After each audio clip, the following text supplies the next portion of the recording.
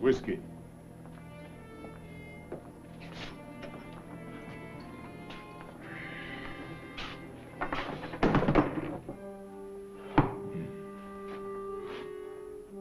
It's good. Better be. No fight. Now remember, they'll get you in the back room, start a poker game, accuse you of cheating, and try and shoot you in the bank. Try? Who's going to stop me? Me. Against all these Arizona hoodlums? You better take another look around.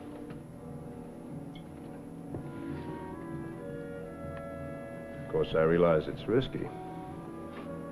You can back out if you want to. No. No, I guess I've lived long enough.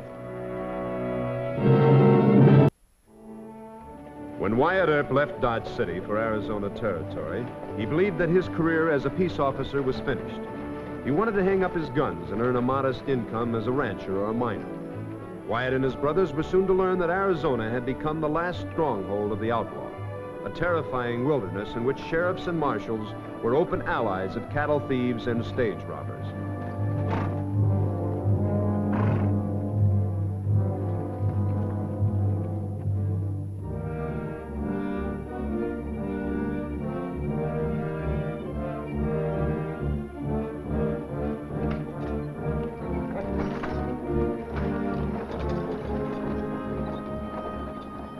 Hey there! Mind if I talk to you a minute? Is this the Earp party? I'm looking for Wyatt Earp and his brothers. What's your business? Hey, you must be Wyatt Earp. I've got your picture here with that long barrel .45. I'm, Vic Bywater with Wells Fargo.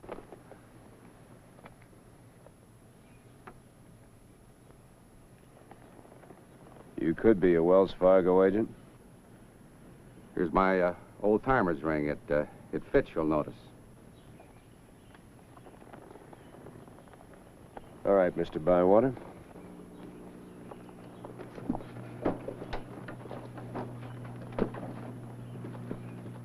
These are my brothers. Virgil Earp, Oh, Morgan Earp, my friend, Dr. John H. Holliday, Mr. Bywater. howdy. I've ridden all the way from Tombstone. The company sure needs you back there. Well, we got other plans. We're headed for Prescott. Oh, wait a minute. I vote we give the horses a rest and give Mr. Bywater here a chance to speak his piece. Well, thank you, Marshal. I'm not a marshal of Dodge anymore. Of course, I'm still a U.S. deputy marshal, but I'm turning that badge in, too. That looks like a good spot over there. We can talk there, Mr. Bywater.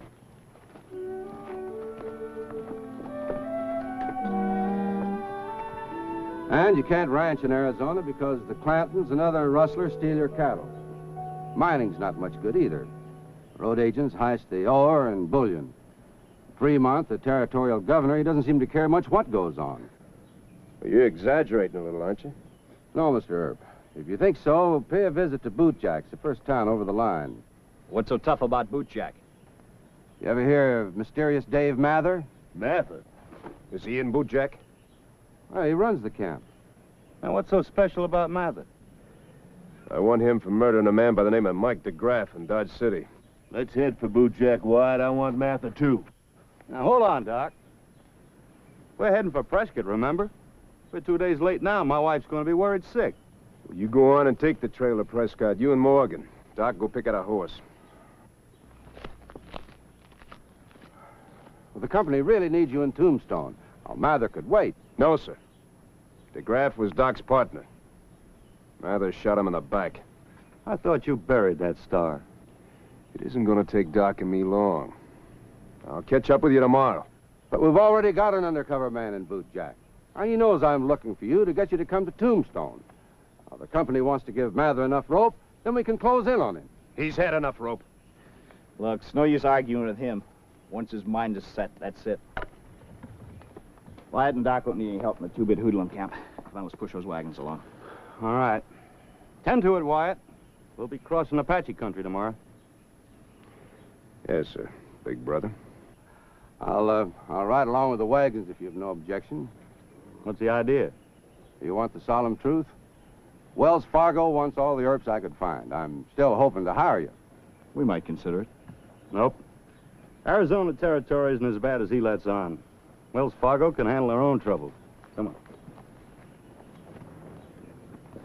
Well, that settles that. Mr. Herb.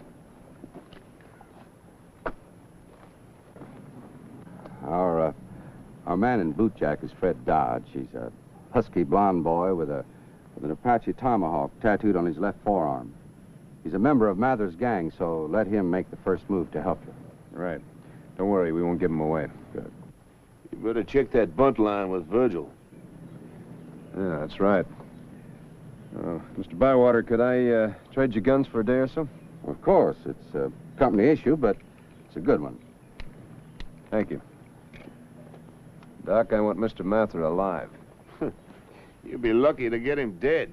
This is not Kansas, Wyatt. Just climb on your horse and start to pray.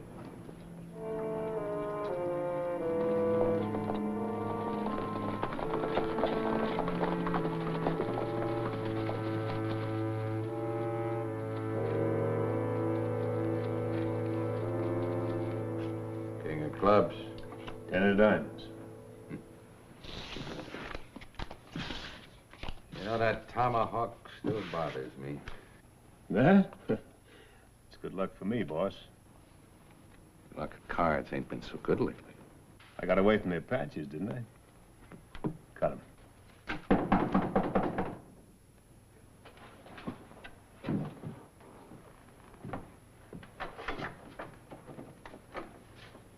Let him in. Dump it.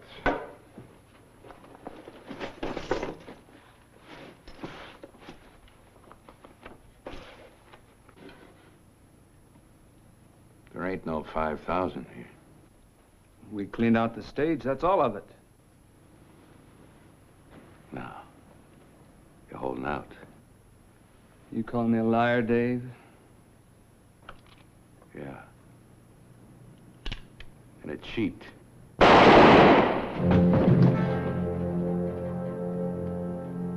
The other boys, I want the rest of that money. Yes, sir.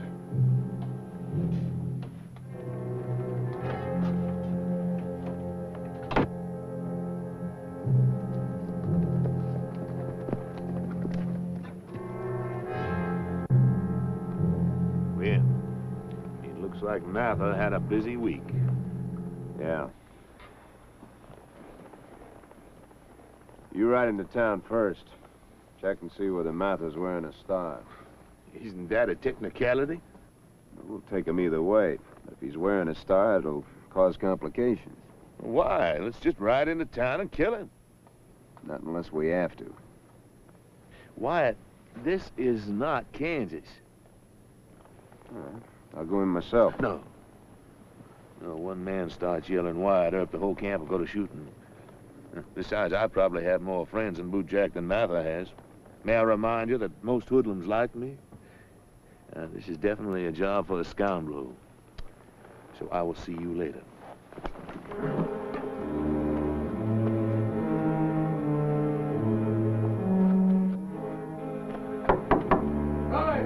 It's me, Whitey. Yeah? You know a Dr. John H. Holliday? Mm-hmm. He just rode into town. Alone? Yes, sir. He wants to start a faro game, he says. Uh-huh. Doc and me ain't exactly friends. All right, we'll run him out. No. Doc knows too many people. We gotta play this smart. Come on in. Hi, Doc. Hi, Doc. Remember me, Slim Cunnicker, Amarillo. Hello, Slim. Sure, I remember I thought you'd be dead by now. Red Dog Connie. It's good to see you. Let's have a drink. Bartender, these are all fine friends of mine. I want to buy for the lot of them. Have a seat, Doc. Come on, Doc. I don't mind if I do. Red Dog, what have you been doing with yourself? You're looking real healthy. Oh, I've been around. There you go, Doc. Bartender, where is Dave Mather? Well, he's in and out. In and out. Well, I want to open a fair game here, and the boys tell me I should talk to Dave. Well, I gotta get word to Whitey. He's Dave's right-hand man. I wish you would. I I'd be mighty obliged. Thank you, Doc. Come on, Doc, let me pour you a little drink. What do you mean, a little drink?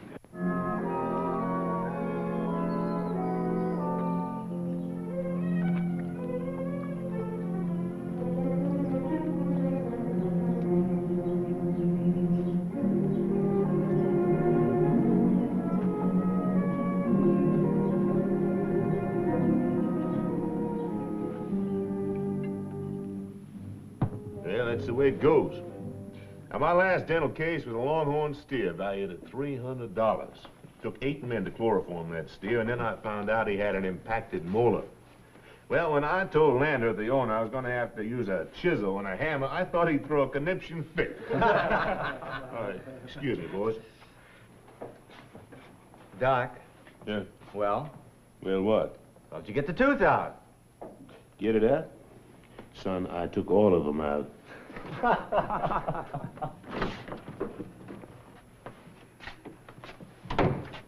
Just what do you want here? Well, nothing drastic. I just want to open a faro game, not rob the establishment. Martha doesn't like you. Take my advice and get out of town. What if I stay? Somebody will accuse you of cheating and you'll be shot in the back. Well, that's right to the point. But why? We have enough trouble. And you seem friendly with a lot of the boys. Sounds logical. I know Martha. Get out of town. Well, I'll think about it. By the way, what name do you use other than Whitey? Just that name.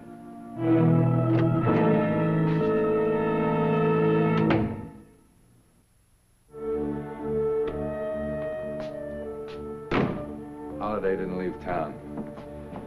He's opened a big game at the Roadhouse. Go tell Lucas and Gennaro I want to see him.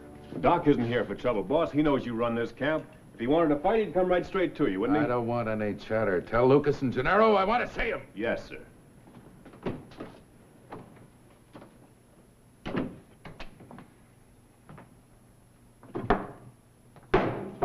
It's tough luck, Red Dog. That tray is unhappy for you.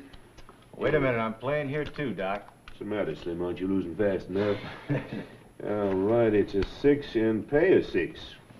Well, you're finally getting lucky.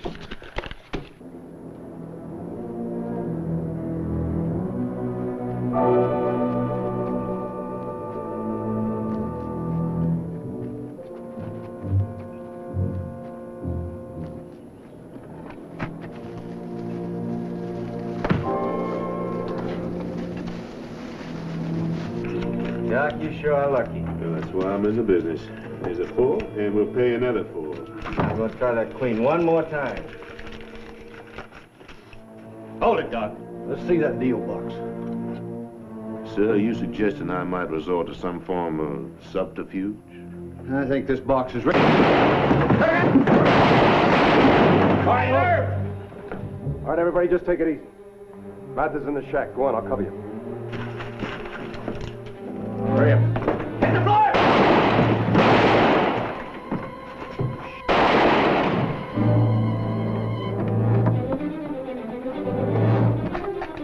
He wants Mather. Come on. He's on the ropes around the place.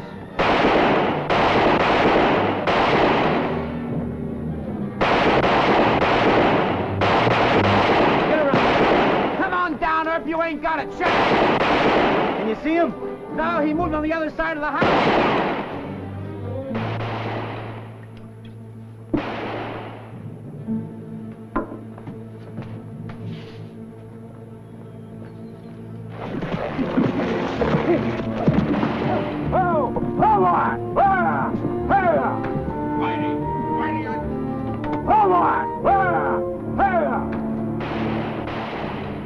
You'll never catch him now.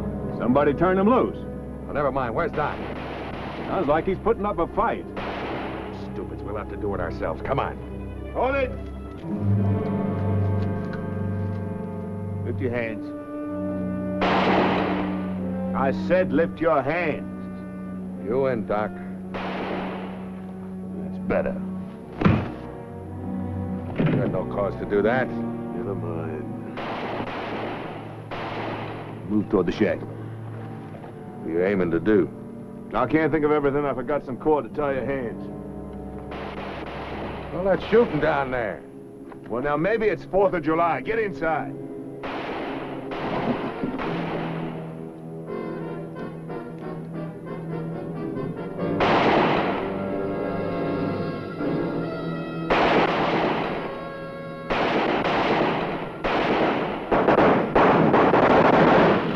Get back inside, come on!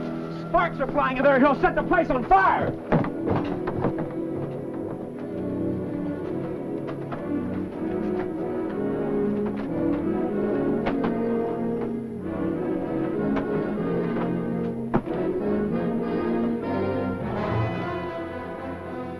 That's the trick. He's still on the roof.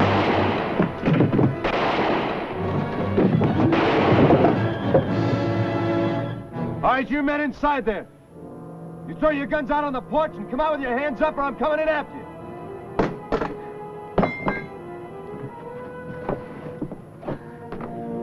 Matherin, why do you take care of you, Earp?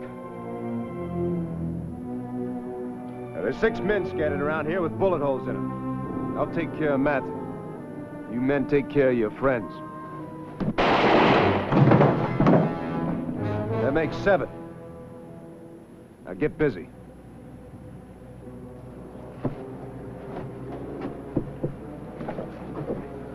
Kill him, Doc. He wasn't at Dodge with me. No, I won't kill him. Can't afford to. Cartridges cost almost a nickel apiece now.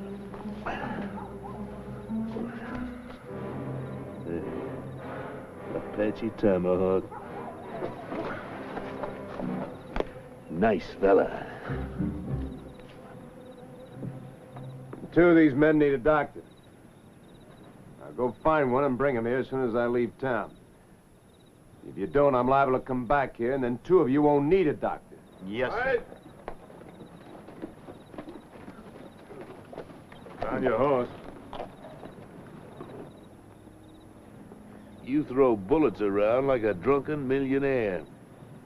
They had me cornered. Don't you ever do your own fighting, Mather? Doc ain't out of this yet. Shut up. I'm for hanging him right here in Bootjack. No, he gets a trial. Besides, I want him to think about that rope for a few weeks. You're too kind, Dr. Holliday. You're much too kind.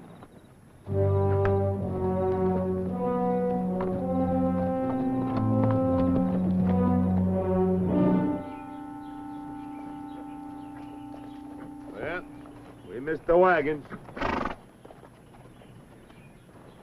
Yep. About 10 miles ahead of us would be my guess. Well, we'll rest the horses here, make some breakfast, then catch up with them. You aiming to feed Mather? That's right. Come on, lie down from there. Wyatt, what do you figure you'll find any John Laws in Arizona? I favor shooting him right now. And I favor turning him over to a John Law, even if I have to take him all the way to Prescott. No. You stand aside. Wyatt Mather's a no-good murdering skunk. Before we know it, we're gonna have his gang from Bootjack on us. I'll ask you just once more. Step aside. Doc, you are sick. Give me that flask. You have a drink first, Doc. And if you feel like shooting me, that's what you're gonna have to do.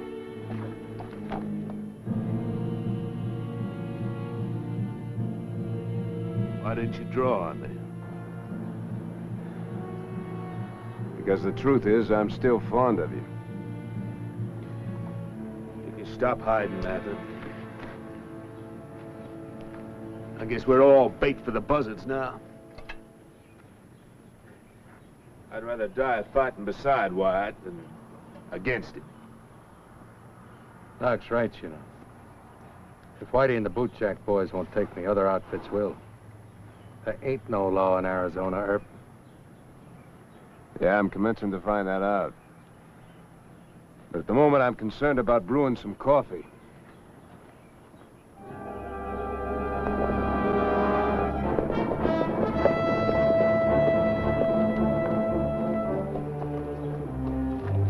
That could be Earp's campfire. Now, let's get one thing straight. I want a chance to talk some sense into Earp. He's a born Johnny Law. He'll never be nothing else. Sure. But Earp and Doc Holliday could kill Dave before we got close. Now, how about it? You want Mather and some of us to get killed? Or do you want to try to make a deal first? That makes good horse sense to me, Whitey. I'm with you, Whitey. All right. Now, fan out, and I'll do the talking.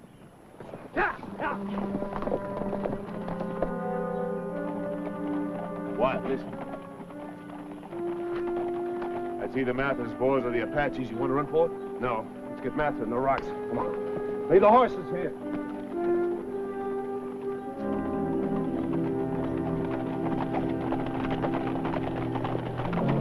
Hold it! Hold it!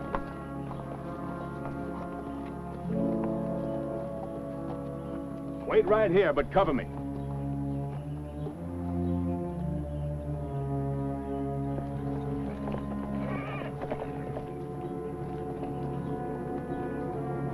Hey, Earp! Quiet, Earp! I want to talk to you. We'll hold our fire. That's Whitey, my best man. I told you he'd come. Let's fight it out, White. No. I'll talk to him.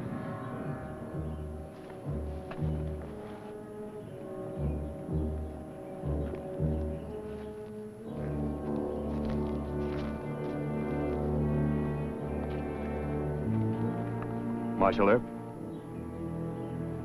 That's right. I'm Fred Dodge at Wells Fargo. I can't give you any proof of that unless Big Bywater found you. If he did, a tattoo on my left arm is enough. He found me. Good. Then I can give it to you straight. You're never going to get Mather to a jail, and you'll be dead within the hour if you try. I'm sorry, but you'll have to turn him loose. I can stay undercover, keep close track of him, and continue my reports. When are you going to turn him over to the law? You got all you need on him now. As soon as there is a law. Right now, a handful of Wells Fargo agents can't do very much. Isn't there any law in Prescott, Tucson? One on a sheriff. And you'll never get Mather that far, even if you got him away from here. He's in cahoots with old man Clanton and that Tombstone crowd. Well, Mr. I don't lie to you when I tell you that outlaw gangs in Arizona are thicker than Apaches. You haven't got a chance of taking him in. We've stalled too long now. Give me Mather. My life depends on it. And so does yours. all right, I'll turn him loose. Hold your fire! He's turning Dave loose!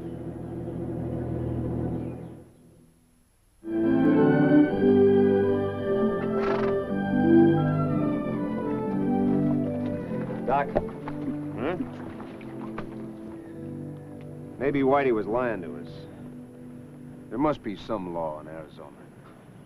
Well, I never heard of any. Why, do you ever hear the story of Death's Head Jones, a patron saint of Arizona territory? No? Well, they tried to hang Jones 3 separate times, and each time the rope broke. Fourth time they tried to hang him, the devil appeared on the gallows. Oh? Devil said, boys, there ain't no sense trying to hang Jones again, 'cause I don't want him. Just send him to Tombstone, Arizona. Of course, it's only a story, but it might give you some idea. Tombstone, huh? Well, I don't know what Virgil and Morgan are going to do, but I think I'll take a look at that little city.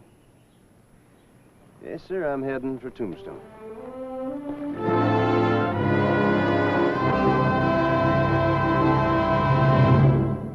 Figured I'll come in from that end of town. Why do you need me for this? Well, I know you're here. I'd be expecting you to help me. Now, we need to be on both sides of the street, so we're going to have to fan out.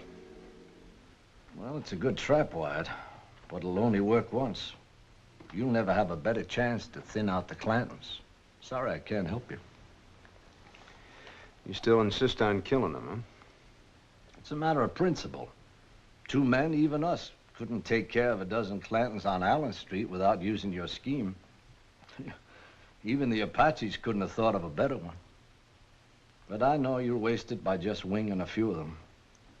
This is art, and it revolts me to see you perverting it to a mere moral lesson. Good day, sir. So long, Doc.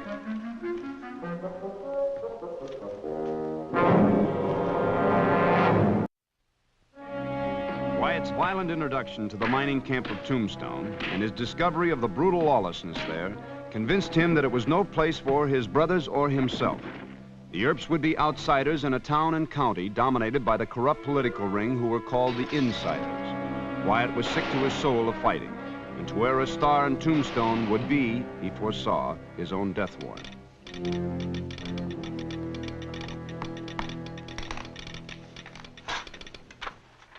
Yeah. To Virgil and Morgan Earp, Prescott, Arizona Territory. Tombstone, no town for us. Leaving for Prescott immediately. Wyatt. I wouldn't use the expression leaving immediately. Doc, you're out of character. I'm the one supposed to give you good advice, remember? Send that right away, will you? But you can't leave immediately, Mr. Earp. Why not? Well, our chief special agent asked me to tell you he'd be here at noon. He wants to see you. You tell him I'm leaving. You get that off right away. Yes, sir, but... Mr. Earp will be here till noon. I'll bet on that. Wyatt. Miss Cashman, Mr. Good send you to argue with me? You know I never listen to honest, well-meaning people. The fact remains, you wouldn't get 10 miles outside of this town without being bushwhacked by the Clantons. Trying to scare me? Watch yourself.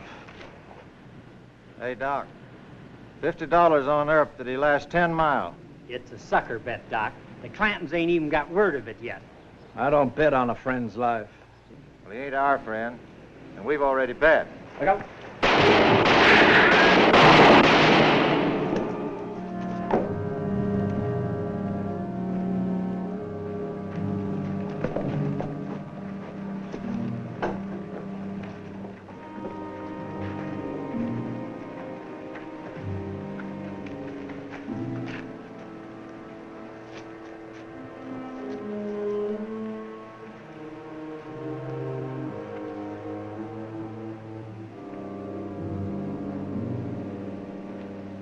You didn't have to kill him.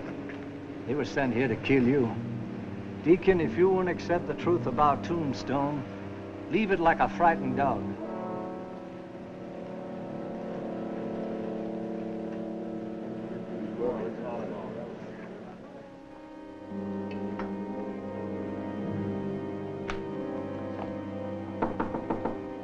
Who's there? It's Nellie Cashman and Mr. Gerd. Door's not locked. Come on in. Good morning, Marshal. Good morning, Miss Cashman. You remember Mr. Gerd? Sure. Good morning, Mr. Good. Fighting still called off? Yeah? Go ahead, Mr. Gerd. Well, our town needs a man like you, and besides, I don't want any more of my men in the hospital. Marshal, the other miners have appointed Mr. Gerd here to talk to you for them. Go ahead. Well, we've sent for Sheriff Scheibel over at Tucson, and we want him to appoint you as his special deputy here in Tombstone. Now, hold on a minute, Mr. Earp. Let me have my say. We feel that,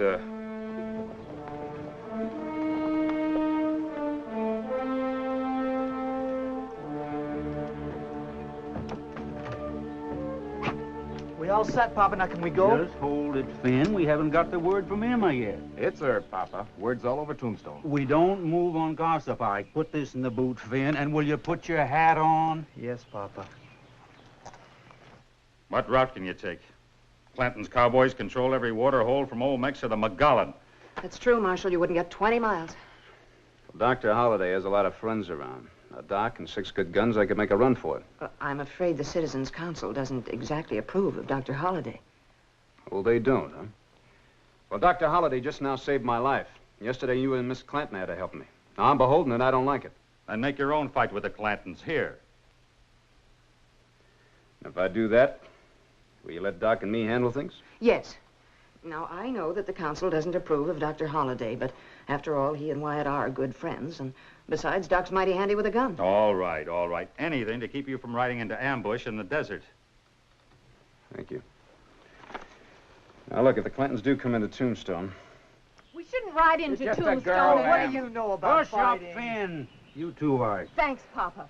Earp and Holiday are awful good in a fight. But we can take them. Maybe and maybe not. Why don't you wait for Brocious, Ringo, and the McClowry boys? She's got a point. All we want is Earp. You said yourself not to make a big push on Tombstone. Only get him to Hireland a lot of Johnny Laws. Yeah, I did say that. I'm thinking of the family name, Papa. No point in going into Tombstone and making a play you maybe won't win. Maybe, you ain't so worried about us. What you mean, Ike? I'll tell you what he means. Earp's a right good-looking fella, so now maybe Sis... Emma! You're a lady. He's as good as said I'm stuck on Earp. Finn, you apologize. Oh, Papa. Apologize. I didn't mean it. Just same, 'tis a good idea to stop Earp's clock from ticking. Hush up. We're riding into Tombstone. Emma, you got too much Clanton in you to get stuck on a Johnny Law. I most certainly have. Just the same, you might be able to set him up for us, What do I do, Papa? Tell you inside. Move him out, Finn. I'll catch up with you.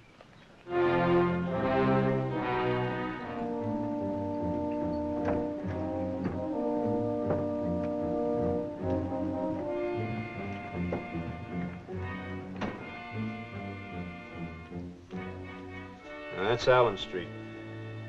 Figure they'll come in from that end of town. Why do you need me for this?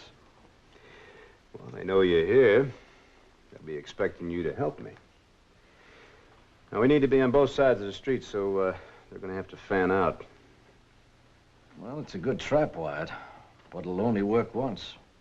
You'll never have a better chance to thin out the Clantons. Sorry I can't help you. You still insist on killing them, huh? It's a matter of principle. 2 men, even us, couldn't take care of a dozen Clantons on Allen Street without using your scheme. Even the Apaches couldn't have thought of a better one. But I know you'll waste it by just winging a few of them. This is art, and it revolts me to see you perverting it to a mere moral lesson. Good day, sir. So long, Doc.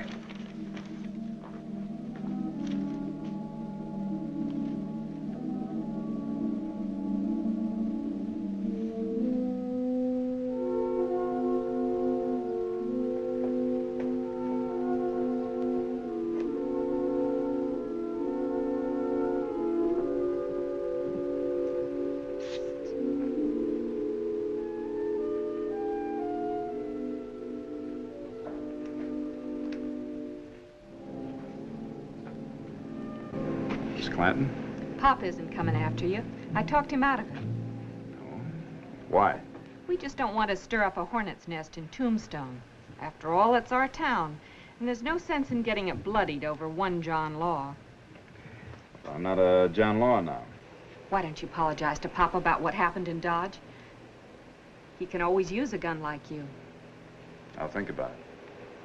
Let's walk someplace, huh? You want to show me Boot Hill? You think I'm lying to you. No, it's just that I have to stay close to Allen Street. Why? Well, I'm expecting some friends. All right. We'll walk on Allen Street. It'll be an honor, man. Come on, let's get a move on. We've got 5 more of these rat traps to set.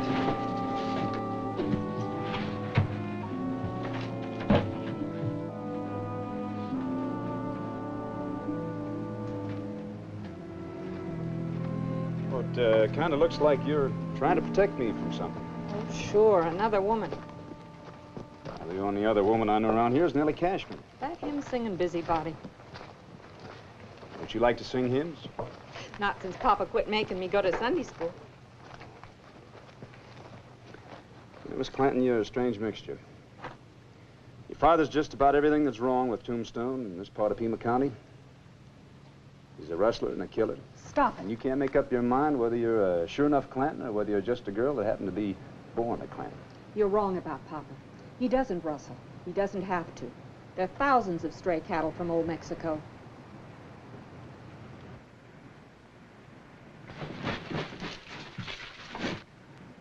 I still think your papa's coming into town to gun me. That's not true. He asked me to hire you right now. No thanks.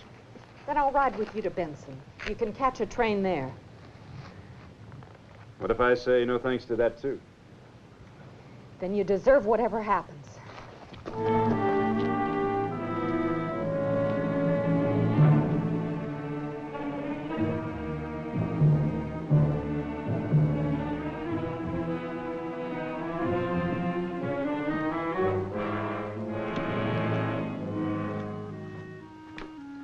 He just walked with Emma Clanton up Allen Street. She's still with him? No, she just left town, and mad. Couldn't set him up, huh? Is Wyatt still out there? Yeah? You go tell Dick Gerd that Wyatt'll be on one side of the street and I'll be on the other. You got the miner station in the shops? Sure, but I thought you and Earp had a fight. Nothing unusual about that affair. Wyatt and I are always having fights. Yes, sir.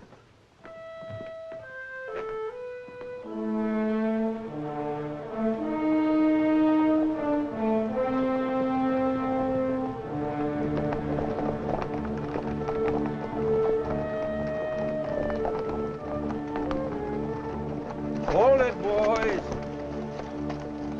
It looks like Nellie Cashman.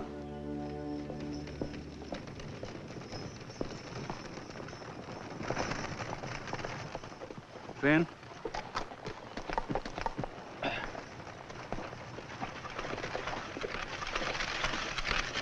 Morning, Miss Nellie. Mr. Clanton, I'm asking you to turn back. Will you take an Earp side? This isn't a question of taking sides. You and I haven't always agreed on everything, but we've never actually taken sides against each other, now have we? Why don't you turn your boys back before a lot of our people get hurt? Well, this is a personal matter, ma'am. The town won't get shot up none, as long as the miners don't mix in it. But the miners will mix in it, and you know they will. You're starting something that could finish Tombstone. Won't you change your mind? I'm sorry, Mr. Clanton. Sorry for all of us. So am I. So am I. Good day. Good day, Miss Nellie.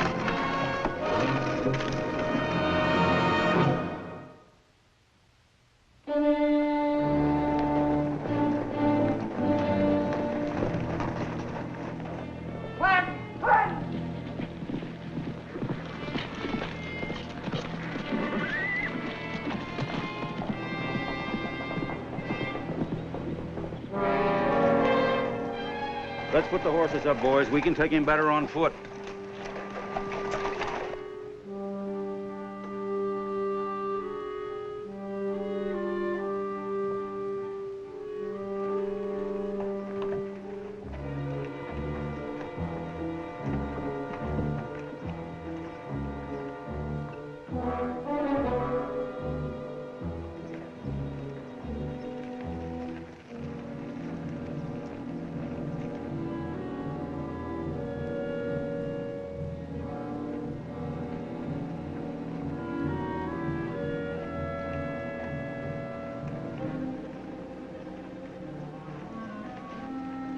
Stay on your own side, Deacon. You wing him or stay out of it. Just as you say.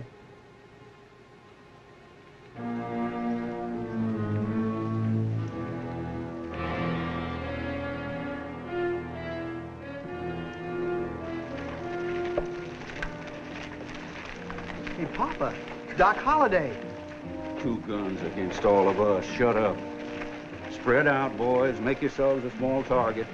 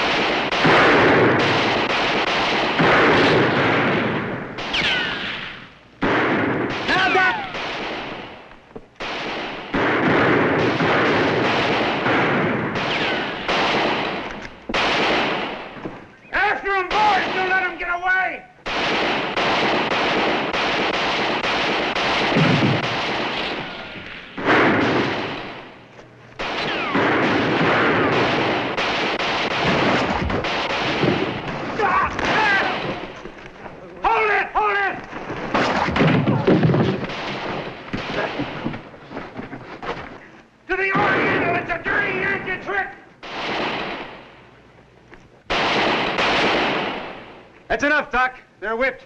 Just one more, Wyatt.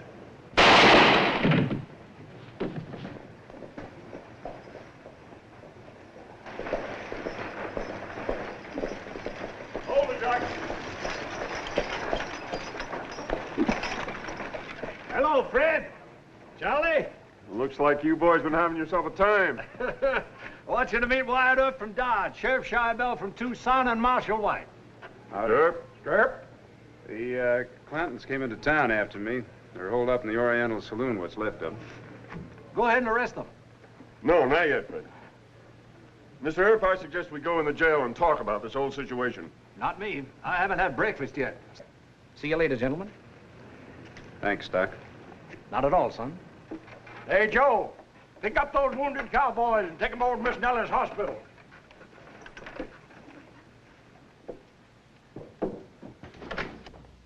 The minute my back is turned, old Clanton does this. Ease off, Fred. I want to explain a few things to Marshal Earp. It's Mr. Earp, Sheriff. Oh, no, it isn't. Washington didn't accept your resignation as Deputy United States Marshal. Read this. Charlie, I want to arrest old Clanton now. Keep your shirt on. Just arresting Clanton won't mean a thing. See, Marshal? All you can do now is refuse to serve. Marshal White? Yeah? We caught these men in our mine. I want them locked up for trespassing. Right this way, Mr. Guard.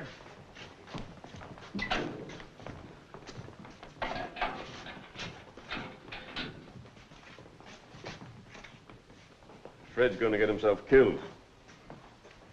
Shouldn't the Clantons be arrested? Not by Fred White, no. He's only a fair hand with a gun. Here's a deputy star. If you want Clanton arrested, pin it on. Sheriff, all I want to do is leave Tombstone. All right. I'll get a posse and escort you to Benson. No, sir, I don't need a posse. That's the only way you'll get to the railroad alive. I can't do that, and you know it. Sheriff, you're dealing from the bottom of the deck. Yes, I am. The Citizen Safety Council here needs good young peace officers. You're young and you're good. Well, Mr. Earp, worked out pretty well. Too bad Clanton caught on so fast. But you can arrest him at the Oriental. Mr. Earp doesn't like the idea, Dick. None of it. I told Miss Nellie we couldn't force him. It's not that. Now, you got a crooked judge in this town, name of Griscom. Marshal White, he arrests hoodlums, throws them in jail, and the judge lets them go scot-free. That's going to be fixed, Marshal. When? Special election. Yes, we have a man, Well Spicer. With him on the bench, you can throw hoodlums into jail and be sure they'll stay there. No use, Dick. We'll have to find another chief deputy. Johnny, I'm going over to the Oriental. The old man's only got 3 or 4 men left. No, Mr. White. What's that? You mean you've been appointed my deputy? That's right. I'm going to arrest Clanton. You let me do it as a personal favor, huh? To get you, I'd do a lot of personal favors. Hey, Mr. Gerd, is there a way underground through the mine shafts to the back of the Oriental? We'll find out. Come along. Marshal, can I borrow that sawed-off shotgun? Yes, sir. Thank you. Neat. See you later. Good luck. What do you think, Fred? You give me Earp and then ask me what I think. He can't win. The Clantons and the 10% ring at Tucson can't afford to let him win.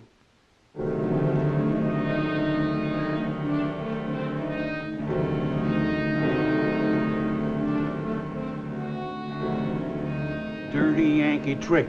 That's what it was. Trap holes in Allen Street. Now I ask you, is that fair? No, it ain't.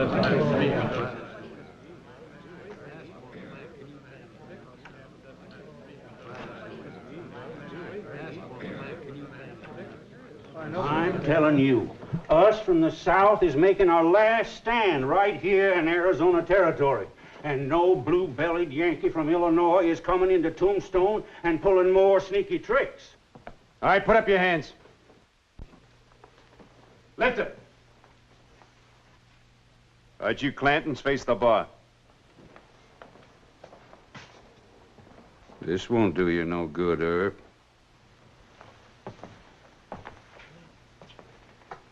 I said face the bar, Mr. Clinton.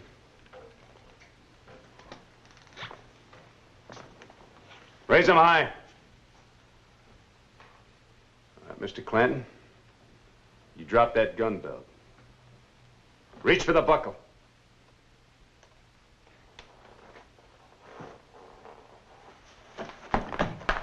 Put your hands back up. Rest of you, lift them high.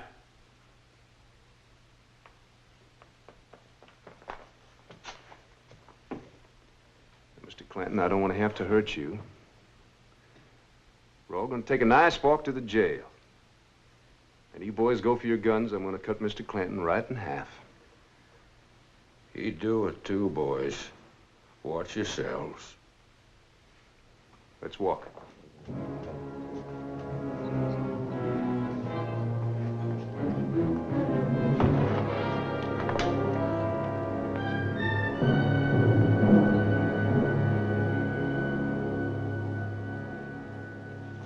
Case dismissed. Pick up your guns.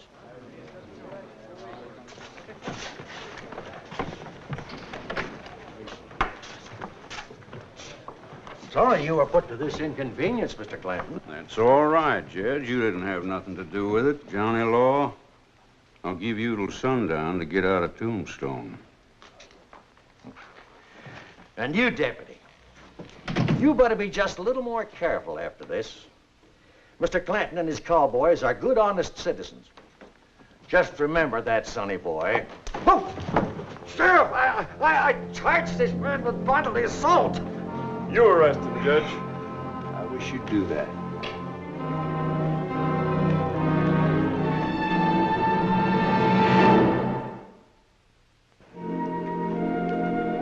I'll help you, Wyatt.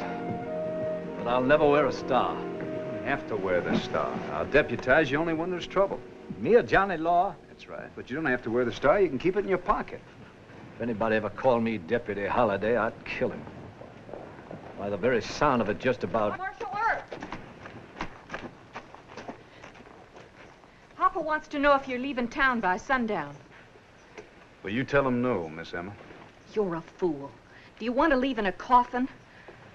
I haven't ordered one. Oh. And as for you, Dr. Holliday, you keep associating with him, and you'll get it too. The star, please. Just drop it in my pocket.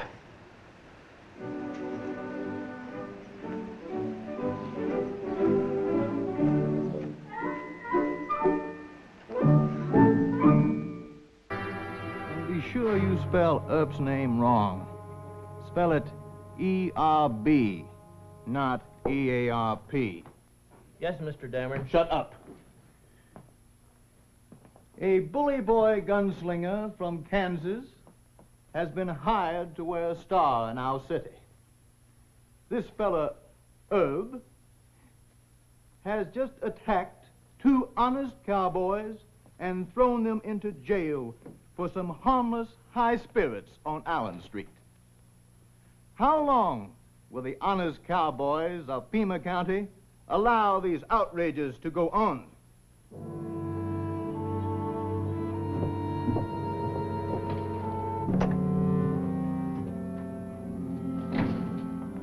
Mr. Cameron? My name is Dameron. Can you read or spell? Very well, Mr. Dameron. My name is Earp, E-A-R-P, not E-R-B. And for your information, these honest cowboys were Clanton men. They got drunk and shut up Allen Street. I'm not afraid of you and your guns. I'm a newspaper man, and I'll tell you something. Go ahead. Those cowboys got drunk on puka. You know what puka is? Yeah, it's a Mexican drink. Yes.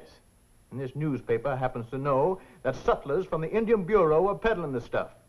2 of them are over in the Mexican Quarter. Well, I didn't know that. You know it now. And I'll catch up to them. That's my job. And someday your lies are going to catch up to you.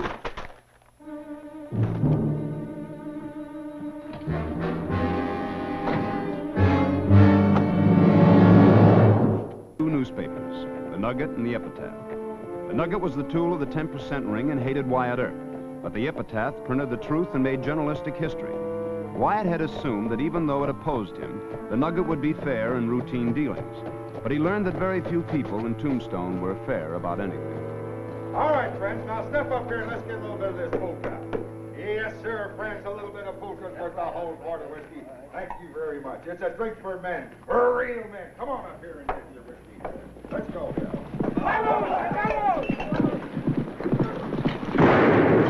Hold it. Hand up a cup of that.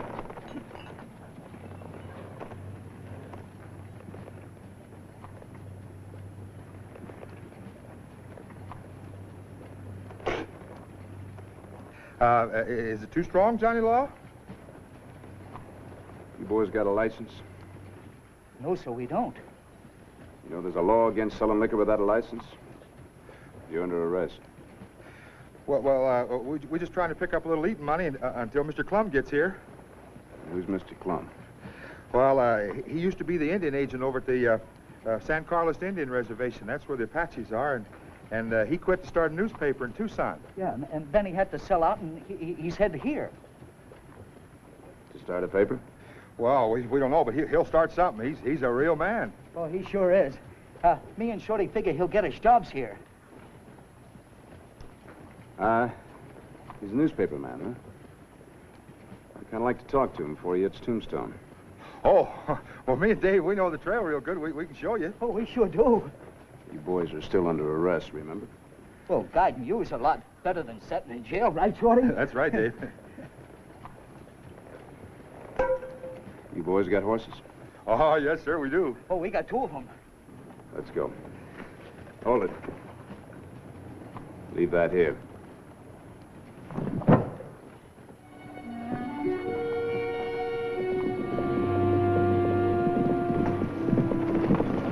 There's a rider coming, and fast.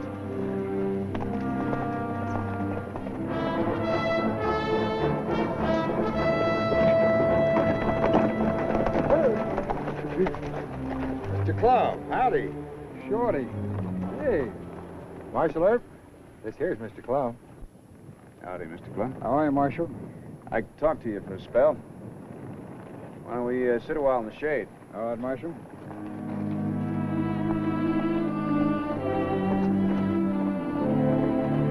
This ruffian Herb then allowed the sutlers to escape the toils of the law. In fact, he was last seen riding the Tucson Trail with the puka peddling miscreants. Puka peddling miscreants. Good. Anyway, that's about it, Mr. Clum. Selling liquor without a license, only a misdemeanor, but the Nugget will blow it up into a big holler and try to embarrass me. Yeah. Shorty and Dave aren't bad men, though, Marshal. Matter of fact, they're the only honest settlers I found in the entire Indian Bureau. Well, I just can't let them off scot-free. Oh, no, of course they gotta go to jail, that's for sure. What do you say, about 10 days? Well, now, that sounds reasonable. Shorty! Dave, come here. Yes, sir, Mr. Clum. You boys gotta go to jail for 10 days. All right. Well, how about getting us a job when we get out? Well, I'll find something to do around Prescott or Tombstone. You can work for me there, okay? Yeah, thanks, Mr. Clum. Yeah, thanks. Well, like I said, Marshal, they don't come no better. Right, Shorty? That's right. You know, Marshal, I still don't know why you want to do battle with that bunch of pirates in Tombstone. Why did you? Don't you know that half the Arizona Territory is in the hands of renegades? I'm beginning to find that out. You ought to try printing an honest newspaper sometime. Like I did in Tucson, they almost busted me. Well, the 10% ring in Tombstone isn't quite that powerful. Powerful enough. Old man Clanton's a local boss. Did you ever meet him? Several times. Or didn't he scare you? Mr. Clem, if a lawman doesn't live with fear, he sold himself out. Now, what we need in Tombstone is a real frightened newspaper editor.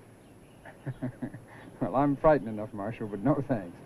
I've served my time. Well, all I ask you is to take a look at one issue of the Nugget. Fair enough. No newspaper can be as bad as you paint that one to be.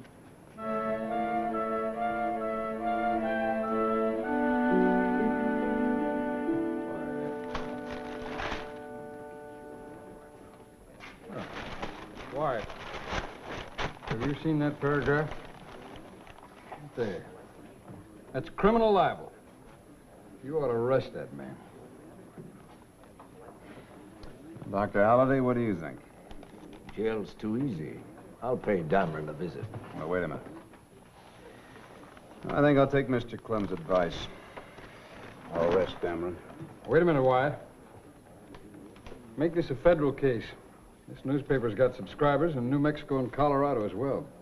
If he uses any bad language, add that to the charges.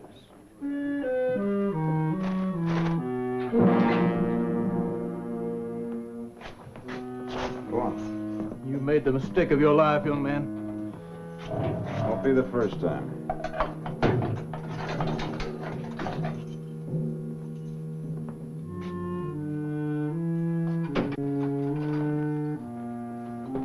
How long do you expect to hold him, Wyatt? Not long. His lawyer's late now. It's probably him. Which one of you is Herb? Neither of us. I mean Earp, Wyatt Earp. I understand you've arrested Mr. Dameron on some trumped-up charge. Well, sir, the charge is criminal libel. Are you here to put up bail? Naturally. $500. 500? Preposterous. Did Judge Griscom set the bond? No, sir, I did. It's a federal offense. Who says so? I do. I happen to be a newspaper man. The name is Clum. Clum? John P. Clum. Oh, yes. I've heard of you. Huh. $500.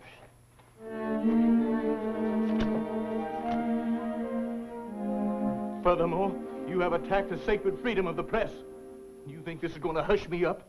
Look, I will speak and I shall be heard. Horace Greeley said that first. And as for you, Drum or Plum... The name is Clum. Well, whatever your name is, you probably think you can start a newspaper here. Well, I dare you. I defy you. The Nugget will put you out of business in 2 weeks. 2 weeks, sir. Mr. Dameron, it's late. Easy, Mr. Clum. You just start another paper and put him out of business. Oh, Wyatt, I couldn't raise the necessary capital.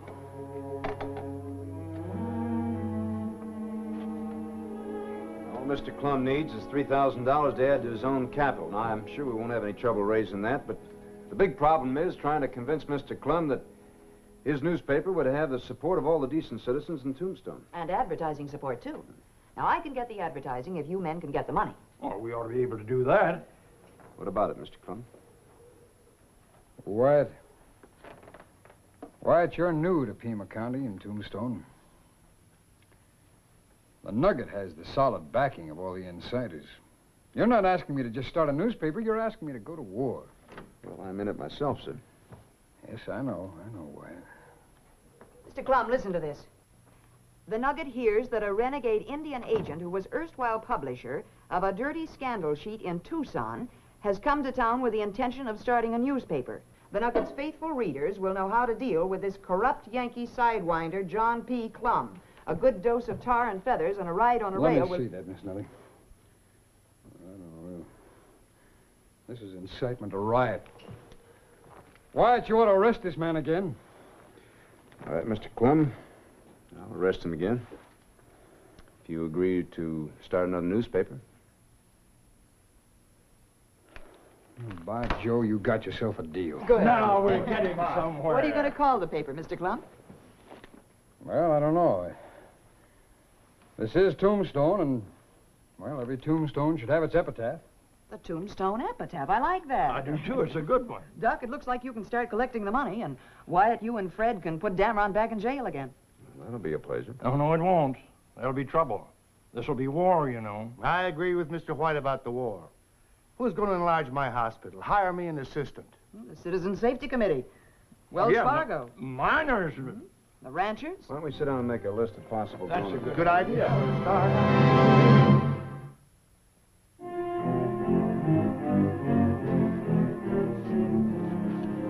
Boss says to give you 100 for advertising in the new paper. Good. I knew we could depend on Gagan.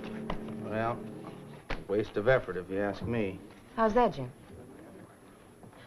Well, Clum's shipping his press to Benson by train, ain't he? Yeah. Then it's got to be hauled by wagon over here, right? Uh-huh. Yeah. Well, the talk is that it ain't never going to get to Tombstone. Thanks, Jim. I depend on you as much as I do on your boss. I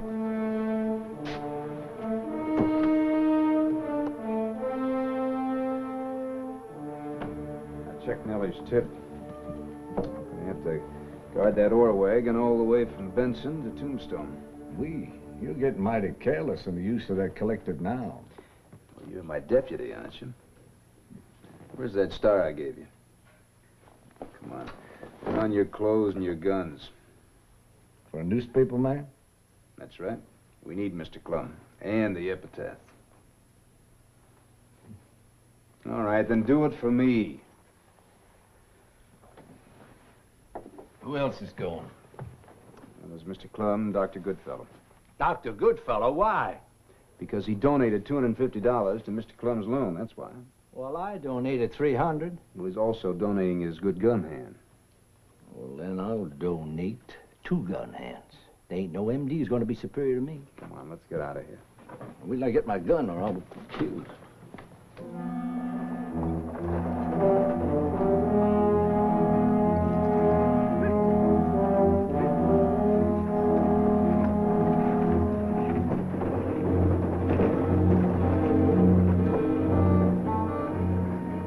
See no printing press. Ain't nothing but the driver and his whipping boy. This ought to be easy. Think they've got a whole newspaper shop loaded on that wagon? Uh-huh. Old man Clanton said break it up. Good. All right, boys. Let's go get it.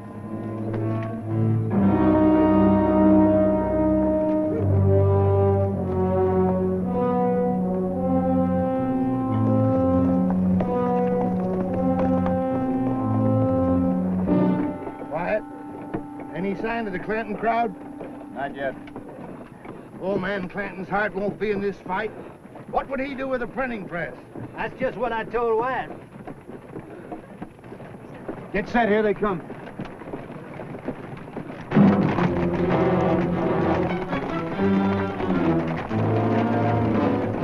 Remember, we let them stop the wagon and dismount. Then we shoot low to stampede their horses. I hate to christen the epitaph with blood, Wyatt. Maybe we can scare them off. Too late. Hold tight, Mike.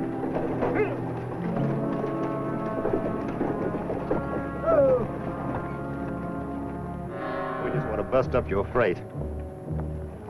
Help yourself, Dongo. It's insured.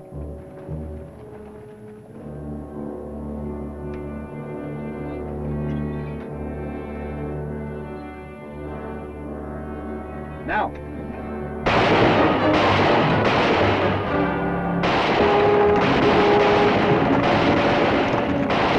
All right, Mike, let him roll.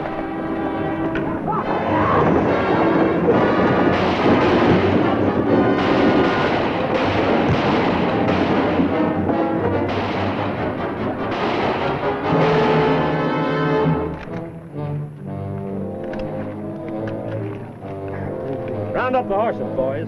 We'll finish this in Tombstone.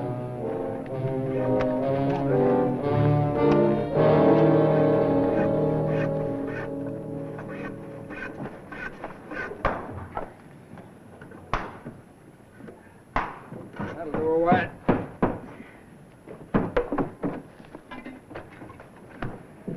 Well, it'll have to do.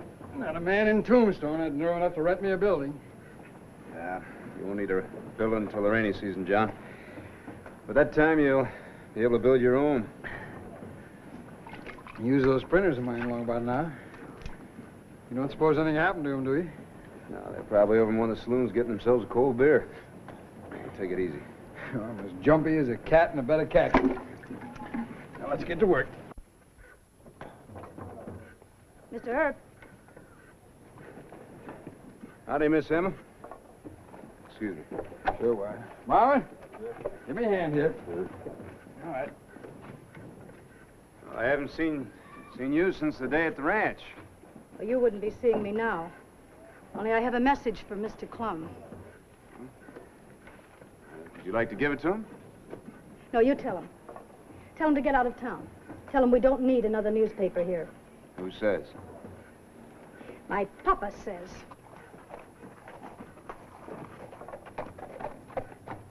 That does it, Marv. Thank you.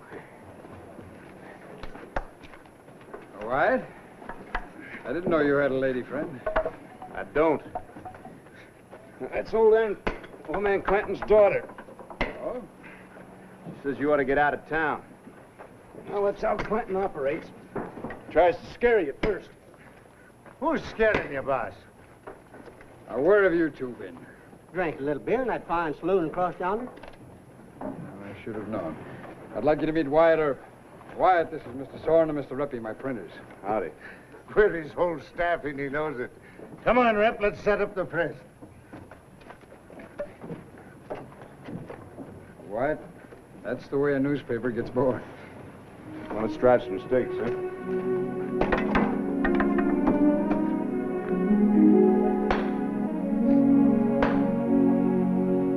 This mule knocked the fella down, stole the carrots, and he had to chase him all the way back to town.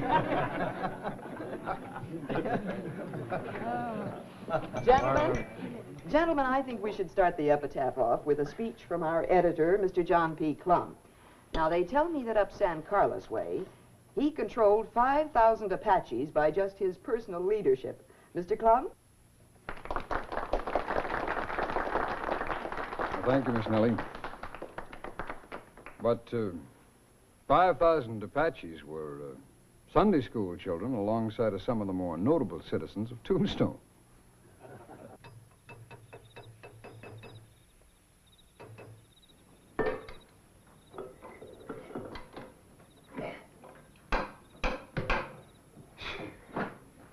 There's no justice, Rep.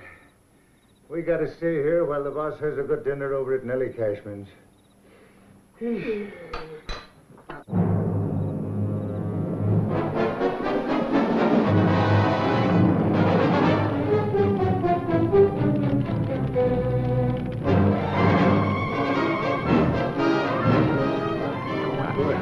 That's pretty, ain't it?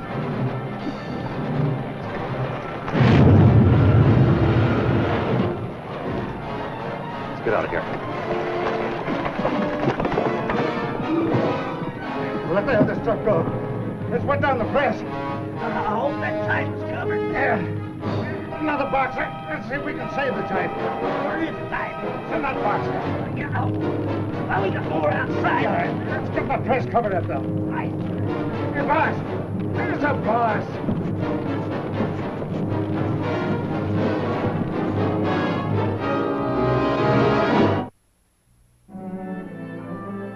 She's all ready, boss. All right, Mr. Reppy. Let her roll.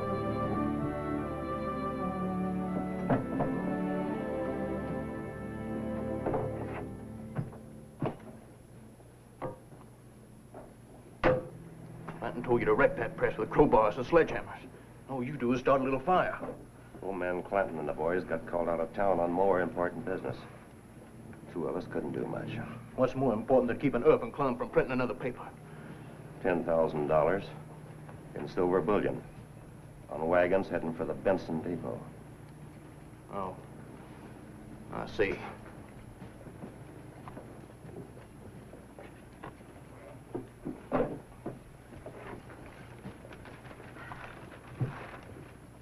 The ink's a bit watery, boss, but here's the first copy.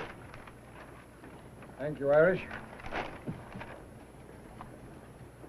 Wyatt, would you like to see what I was writing last night? I'd be glad to. truth crushed to earth shall rise again. The eternal years of God are hers. But ere wounded, rise with pain and dies among his worshippers. That's lovely. If the Tombstone epitaph must someday end publication, its editor hopes the last word spoken of this newspaper shall be, it told the truth. Yes, in spite of suppression, terror, and death, we would wish that men remember the epitaph tried always to tell the truth. To earn such a memory is always difficult. Truth is often concealed, twisted, tormented, and denied. But the epitaph pledges that from now on... Wyatt. Yes, sir. I just turned those settlers loose. Their time was up. Well, Dameron and a couple of gunslingers grabbed them in the birdcage bar. I'll handle it. You stay here, sir. Let me see that first edition. Ah, that's beautiful, beautiful. You men knew Clum at the San Carlos agency. You worked hand in glove with him. What do you mean by that? He was a thief. He stole money from the government and from the Indians. Well, that's a lie. Right, Shorty? That's right. He quit because he wouldn't stand for the graft. I'm not arguing with jailbirds. You sign these affidavits or you take what's coming to you. Let me see it. Well, that's a parcel of lies. It sure is, and we ain't gonna sign it. Right, Dave? That's right. It's your decision. All right, boys. Work 'em over.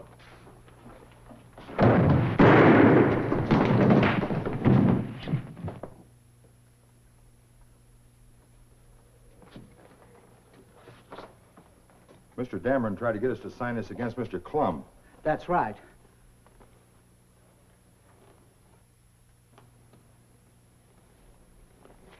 All right, Mr. Clum's waiting for you boys to go to work for him. Gee, thanks. Yeah. Now, see here. I've got some rights. Take your hands off me. I've got rights of my own private. Oh. Now, you print that in a nugget.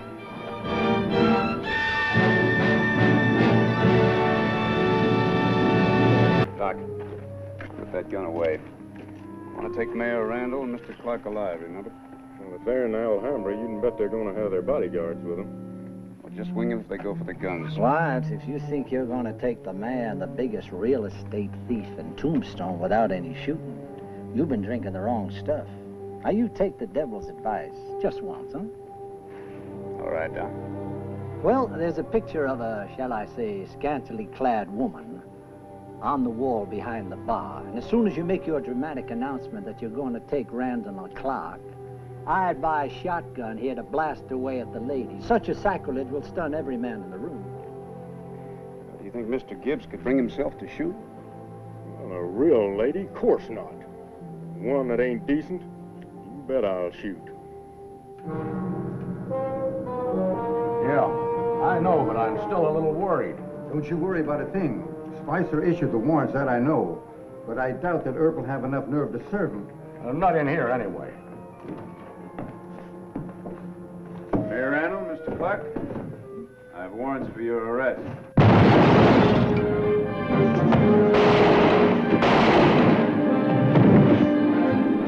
All right, gentlemen. Let's go see the judge. Come on.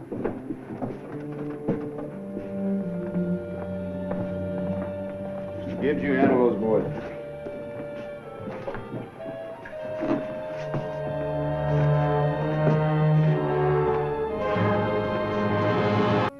Wyatt had only an honest judge and a good newspaper, the Epitaph, and the Citizen Safety Committee backing him in Tombstone. They were steadily outmaneuvered by a gang of political boodlers known as the 10% Ring in Tucson. But Wyatt refused to believe the weight of the odds against him. You can't fight City Hall, as any politician will tell you, but Wyatt was going to fight if it cost him his life.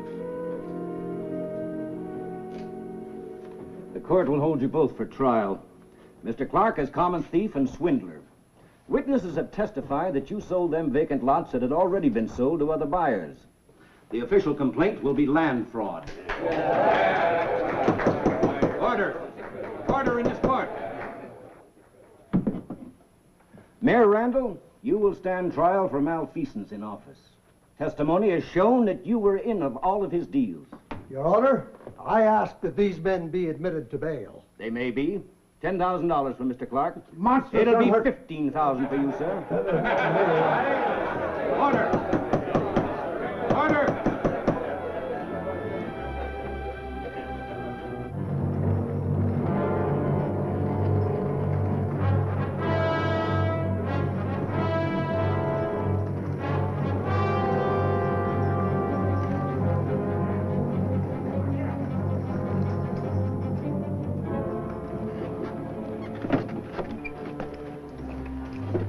You stay here, Finn. I'll do the talking. Now, Papa, you cool down first. I traveled 90 miles to get to Tucson to speak my piece, and them political varmints going to hear something. You put your hat on. You're growed up now. Yes, Papa.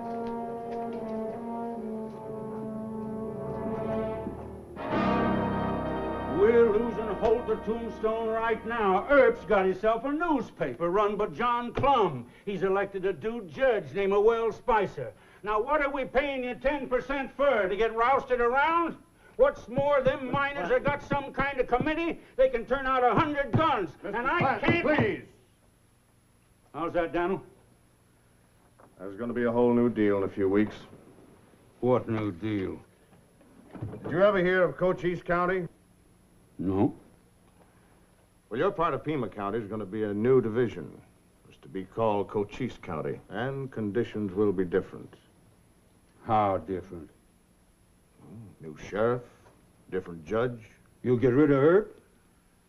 In time, yes. Time? Well, it has to be done legal-like. You want to send soldiers in with martial law?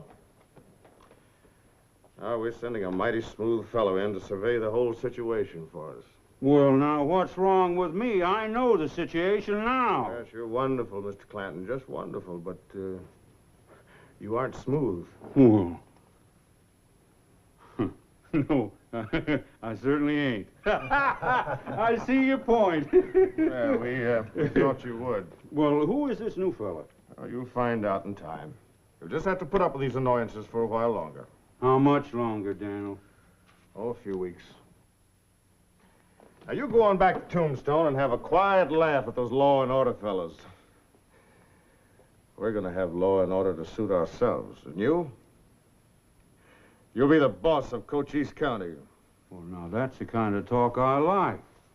Here's your cut for this month, close on to 5,000. That's the kind of talk we like.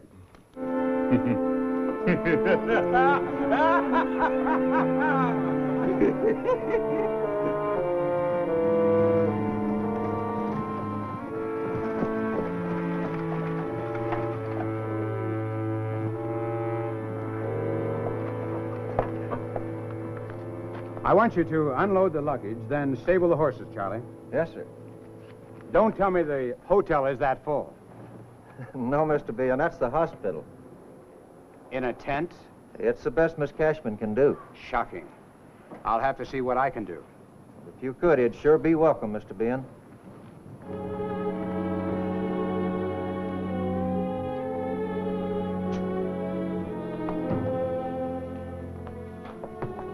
This is our hospital. Mine accident at the Lucky Cuss. Shaft caved in. Can't the mine owners do something about a real hospital? I talked about it, but that's all. I'm assistant to Governor Fremont. I might be able to do something about a decent hospital. Mr. Bean, let's discuss this further at dinner, shall we? Be my guest, won't you? I'd be delighted. Fine, shall we say 6:30? 6:30. See you then. Take it easy, Jim.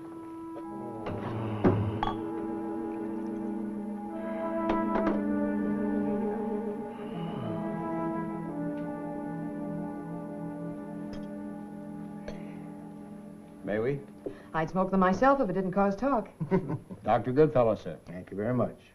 As I was saying, I think I can get Washington to match whatever funds we raise. Allow me, sir. Thank you. Now, who should be on the committee for the new hospital? Well, Wyatt Earp, for one. Oh, yes, he's the famous marshal from Dodge City. And Mr. Gerd to help with the miners. Mr. Clum, he's editor of the Tombstone Epitaph. Good, good. How much money will we need?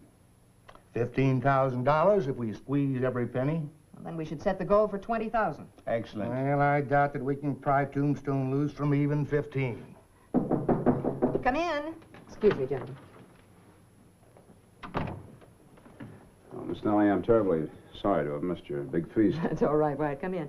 Mr. Earp, I'd like you to meet Mr. Bean. Mr. Bean is the assistant to Governor Fremont. Howdy. This is a real pleasure, Marshal. I've heard of your work in Wichita and Dodge City. Well, thank you very much, sir. Come sit down, Wyatt. I've got something to tell you. Evening, Doctor. Hello, Wyatt. Wyatt, the most wonderful thing has happened. Oh? We are going to have a new hospital. That is, We think we are. Well, that is good news, but... Mr. Behan's going to help us raise the money. We're going to try for $20,000. Now, I think we can do it. Don't you think so? Well, maybe if I stay out of it. Here's to your good health, Wyatt. Well, let's drink to the hospital first, shall Yes, All the right. new hospital. To the hospital. Please, Marshal, not with water. He usually drinks milk. There's nothing wrong with water. Well, here's to the hospital. The hospital? And to Mr. Behan for wanting to help us.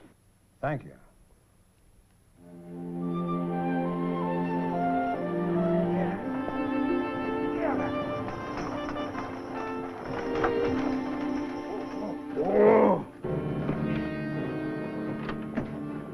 Papa?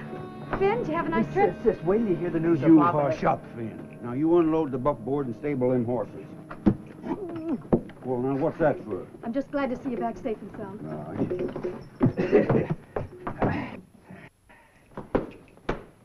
Now, wait till you see what I got. Right here, I got a present for you. What is it? Well, open it and see. I gotta get this sand out in my ears. Oh, it's beautiful, Papa. It's just what I wanted. Cost me $100. Go find me a drink, baby. All right.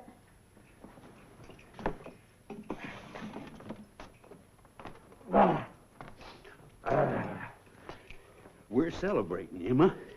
You reckon you can keep a secret? Uh-huh. Well, the boys in Tucson give me more than I asked for. They're gonna whack a whole new county out of Pima. A new county here? Yeah. It'll take in Tombstone and maybe 10,000 square miles. The only thing I don't like about it's a name. Cochise, I don't like nothing about that name. Now, who's going to boss this new county? They're sending a real smooth fella to work with me. Of course, we'll elect some scallywags to hold office, but your papa, he'll be the boss. Tried to get him name it Clanton County. You know what they said? It'll make folks jealous. Well, go on, put your watch on and see what it looks like. It'll go real good with this dress. See, Papa? Uh-huh. They'll really notice this in town, huh? Now, daughter, you stay out of town. Things are really going to be popping there. Spicer and Clum and Earp, that crowd, their days are numbered, sis. Now, just how do you plan to do that? Well, elections first, maybe. But I aim to take care of Earp myself. You mean bushwhacking? I ain't decided. Not while he wears a star, Papa. He won't be wearing no star. Promise the boys in Tucson to take it slow and easy. Yes, sir. When you're the boss of a whole county, you have to do things legal, sis. I figure to wait until we get that badge off of him, and then we'll make it look good and legal. He'll still be a U.S. Marshal. U.S. Marshal. Hey, I plumb forgot about that. Well, maybe we'll still have to bushwhack him, sis. Papa. Here come Finn and Ike. You get some rest, Papa. The food will be on soon.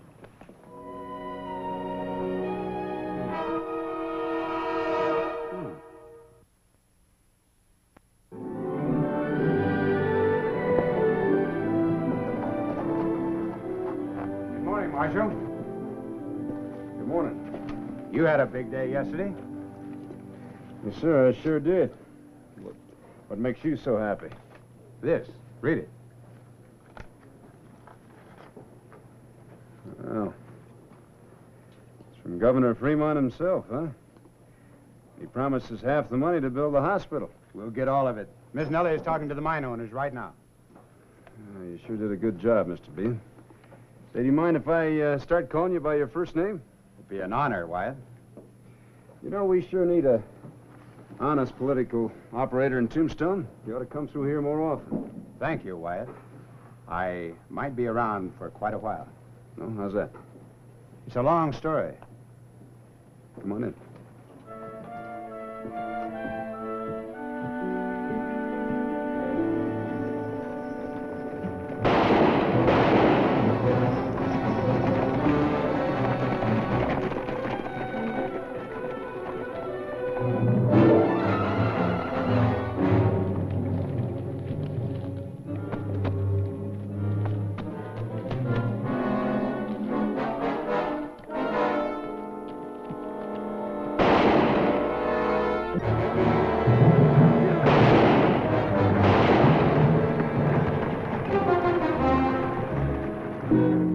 going to divide Pima County. Tombstone will be the new county seat for Cochise. And you can be the sheriff if you want the job. Well, I don't know that much about politics. How'd you find out about this? The Tucson people had to clear it with Governor Fremont. I was at his elbow. How about the sheriff's job? They'd never elect me, Johnny. Well, I'm an outsider. I could get you a temporary appointment. That would give you an opportunity to make a record with the voters. The trouble with you, Wyatt, you just don't think politically. You mean I arrest the wrong people? No, no. But the way you handled the mayor, for instance, they tell me you humiliated him. Well, maybe. Not that I hold with grafting. But a man in public office shouldn't make any more enemies than is necessary. Well, how would you have handled it? Simple. I would have picked them up separately and at night. Oh, I'd still have to bring him to trial, Johnny. But of course. And then... Marshal! Marshal! All right, don't gamble. Help me get him down. He did? Yeah, they jumped us 9 miles out of Tombstone. But I recognize them. They raised their masts to get some air. Are you Wyatt Earp? Yeah. Well, just go out to the Charleston Roadhouse and look for Pony Deal. Clanton men? You better take a big posse. I better see Doc Goodfellow. Come on, we'll find him.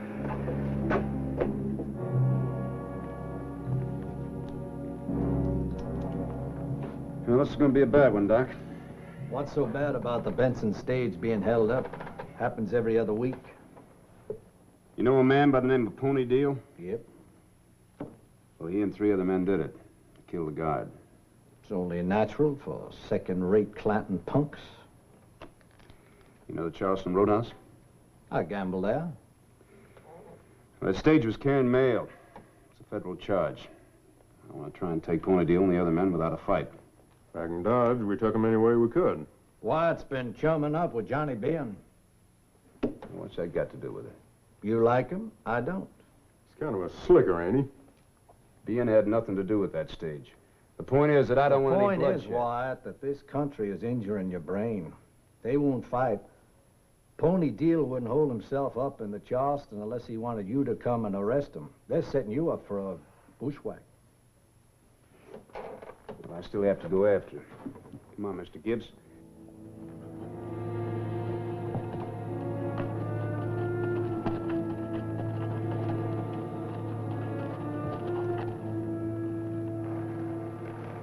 Shotgun, you wait till we get set, then you lead the horses away.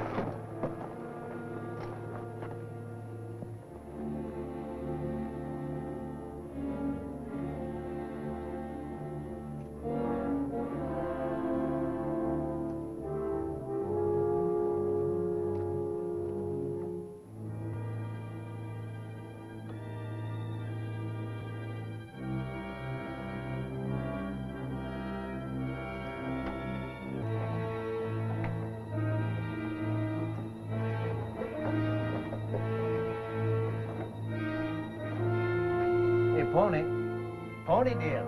A man is stealing your horses. A horse thief. Come on. Hey, you! Hold it right there. Take your hand away from the gun. Move out here. All right. Come up here. Get on your horses. Move along, boys. Try and talk some sense into his thick head, Doc. He won't get 10 miles in Clanton country. You ought to be hanged, Pony. What for? Just because I gamble with you don't signify. A thief with any decorum would have hid out in the brush for a few days. Come on. Old man Clanton knows these parts a lot better than you do, Johnny Law. Dr. Holliday is guiding us. You don't know these mountains like he knows cards. So get on your horse. All right, all right. I'm only trying to save Doc. He's into me for about $90. Doc, you'll save money this trip. Yeah.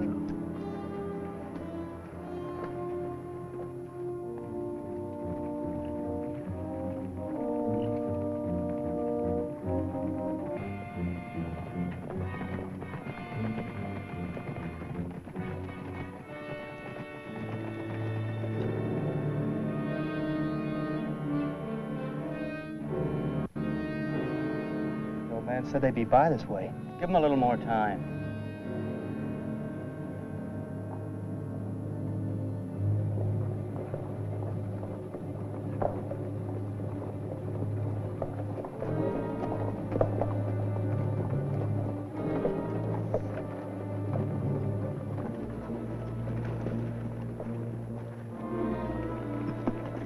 Hold him, Doc.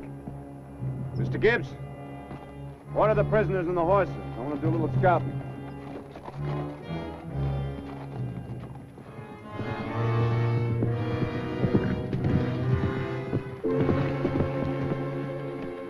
Did you see anything back there?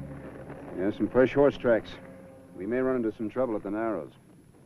Yeah, that'd be a good place for it. What are you figuring on doing? I swear Clanton doesn't know this trail, Wyatt.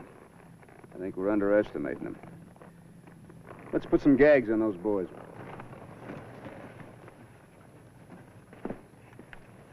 Bend down here. Put your head down.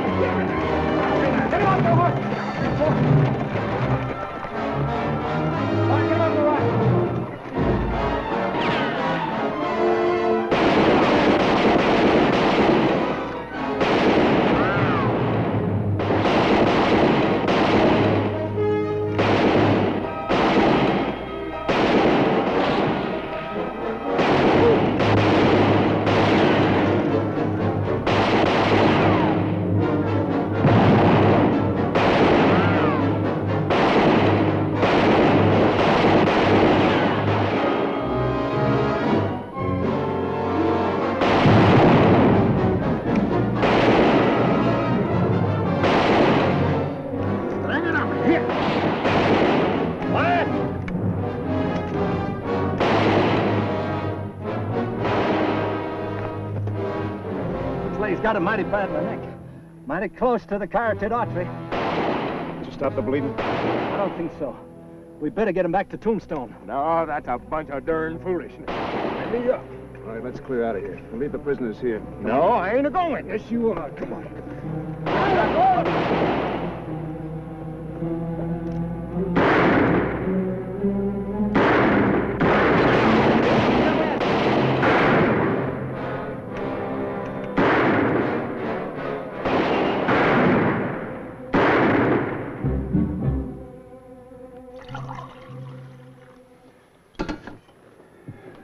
Too much of this now.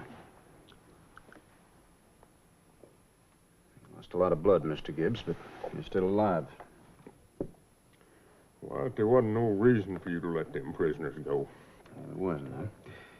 I suppose I just could have put a tourniquet around your neck. Why, I've been shot a dozen times and I ain't dead yet. You don't know what this is going to cost you. You ain't never going to be able to explain why you let them killers go. Well, I can explain it to myself. Now, you get something straight.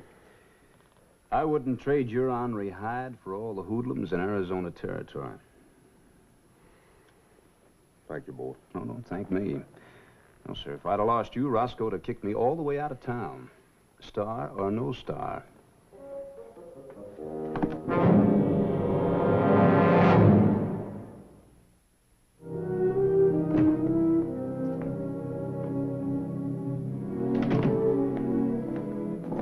Where's your prisoners? Clanton out Foxby. He had an ambush planted on the least likely trail to Benson. You had to let the prisoners go? That's right. The shotgun was hit bad. He's over in the hospital now. Wyatt, you can't afford this politically. I know that. You'll just have to get yourself another sheriff. No. Blame it on Doc Holliday. Tell them he steered you wrong. I wouldn't do that if I was elected governor. You be the politician. Where does that leave you? I'll catch up with the Clanton boys one of these days.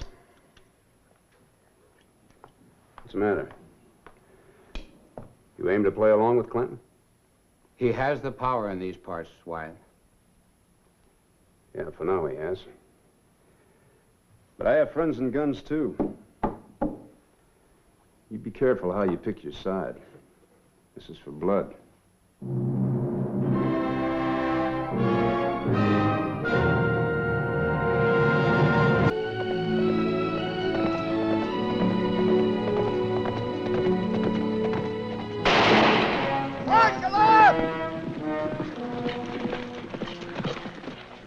I forgot to tell you and Miss Nellie about Bones Brandon. I just happened to remember the name. He's going to be in that poker game at Tucson with Doc. Well, you stopped me out here? Well, Bones worked with a 10% ring. Miss Nellie feels that you're riding into some real trouble. Do you think she ought to turn back? I can't do that, Mr. Parkamp. Why not? Because they already lured Dr. Holliday to Tucson. He's a friend of mine. But I do thank you for the warning, and you thank Miss Nellie for me. Marshal Herb, them Tucson boys, they shoot for keeps. Well, sir, so do I, if I have to. I'll see you later. Could penetrate. A plan to murder Marshal Earp, whose career in Tombstone had already exasperated the Tucson politicians, seemed foolproof and deadly. $3,800. Not bad, huh? Oh, Jack. See if Steak Brown's still waiting out there. Yes, sir. Steak. Morning, gentlemen. You know Doc Holliday? We're not dear friends, but we've gambled together. Why? You think you could get him over here from Tombstone? The stakes were high enough. You can promise Holliday a no-limit game. Fair enough. Now, what's the rest of it? Well, Bones Brandon will explain the whole idea to you. Oh, Dan, you're not that sort, Holliday. Doc's only bait. I don't ask any more questions. You'll get the rest from Brandon. You're the boss. Gentlemen.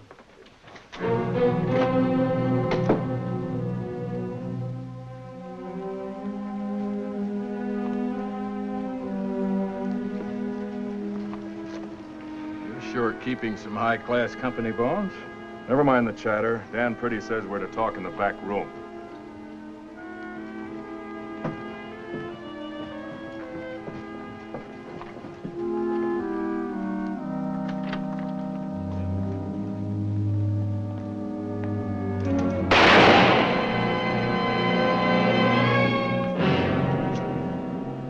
Quit shooting holes in that rug.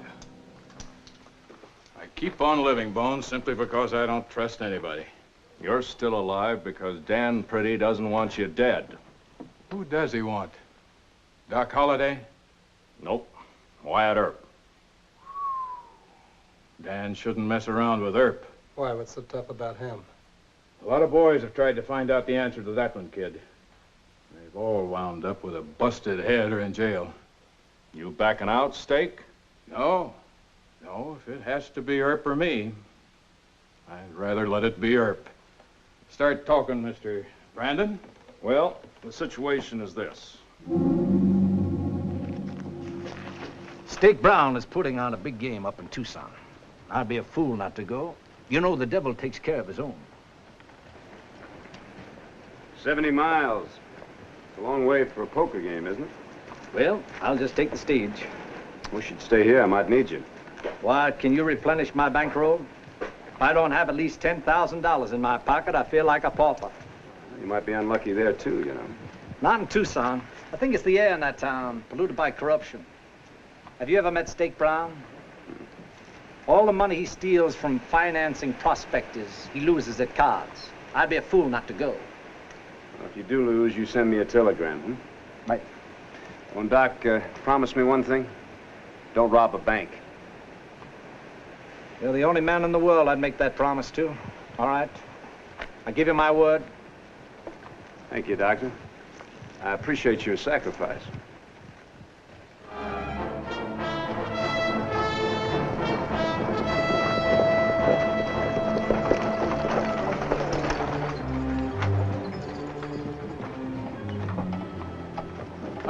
Doc.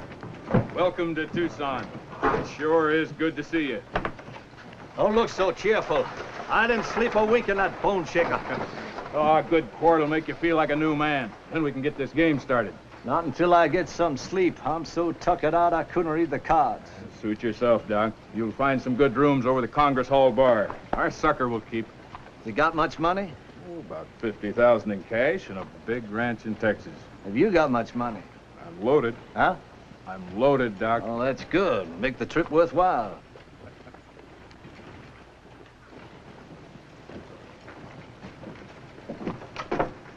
Mr. Brown, you remember me, Limey Parker? No, not this time, Limey. Mr. Brown, I found me a mother lode in the Dragoon.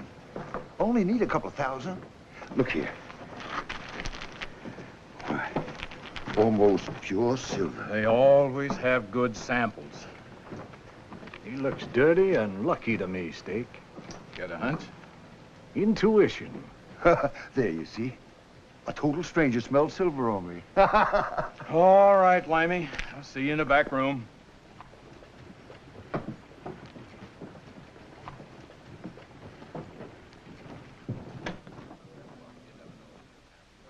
Now, you know my terms, Limey. Half interest and everything you find. But Mr. Brown, this is a real mother lode, all ready to file claim to. I've heard that before. Do you want the 2,000 or don't you? Yeah, but a half interest. Sign it. Right there. All right. I shouldn't be doing this. Sometimes Doc Holliday's hunches pay off. Was that gentleman Doc Holliday? Sure don't look like a killer. Can't always go on looks. There's your cash. Thank you, Mr. Brown. We're gonna hit this one real big.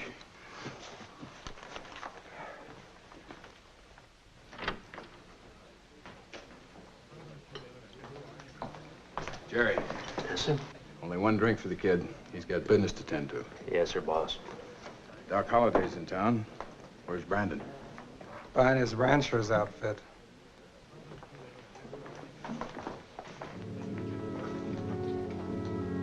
You must be the one that's going to gun down Wyatt Earp. Nobody said nothing. Bones Brandon told me all about it. Why would he talk? I gotta watch the door, see? I think maybe you talk too much.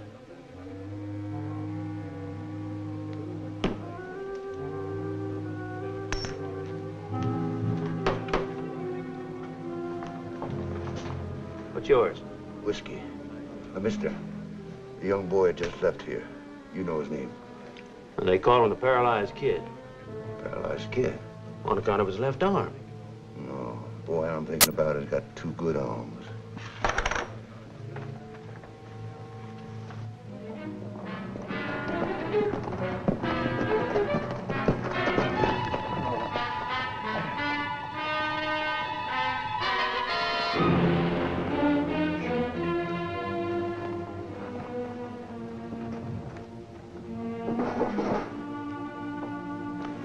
Thank you for a wonderful breakfast, Miss Nellie. Well, I told the cook you were coming in this morning. You're going to be as famous here as you were in Dodge City. You can still get 10 to 1 in Gambler's Row that I won't last more than a month. Oh, that's nonsense, Wyatt. Miss Nellie. You remember me? Oliver Parkamp, sure I do. I met you in British Columbia about 3 years ago. That's right. Well, it's good to see you. My God. You're Wyatt Earp. That's right, sir. Trouble, Miss Nellie. Gosh, I'm tuckered out. Come and sit down, Oliver. I rode all the way from Tucson to tell you and Mr. Earp. Now, look here.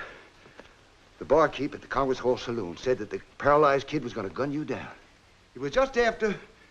No, maybe it was before he told the barkeep to give the kid just one drink. What do you think, Wyatt? Well, I've never heard of the paralyzed kid. But somebody's always talking about gunning me down. Could be just talk. But I figure I ought to tell you I was coming over anyway. Were there any other names mentioned? Yeah. Yeah, Steak Brown asked the kid where somebody was. But his name... Ain't that the deuce, forgetting the name?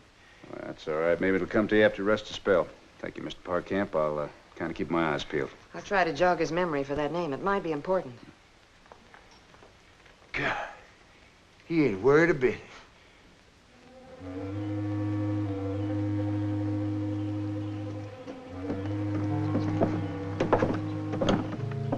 We ready to go? Doc had a good night's sleep. Woke up raring for action. You got your derringers? Right here. Tell me, who's going to be behind the rug? Take care of that later. I've got to send a telegram to Earp first. Say, are you sure Doc's gonna take off his 45? As long as we take off ours. Remember now, we keep Doc winning until Earp gets here. Bet sporty, but not wild. Doc's an old hand at poker, and he'll spot a phony play. What makes you so sure Earp will come? Earp and Doc are just like brothers. Earp gets my telegram. He'll hit the trail. Then he'll hit the floor. Dead.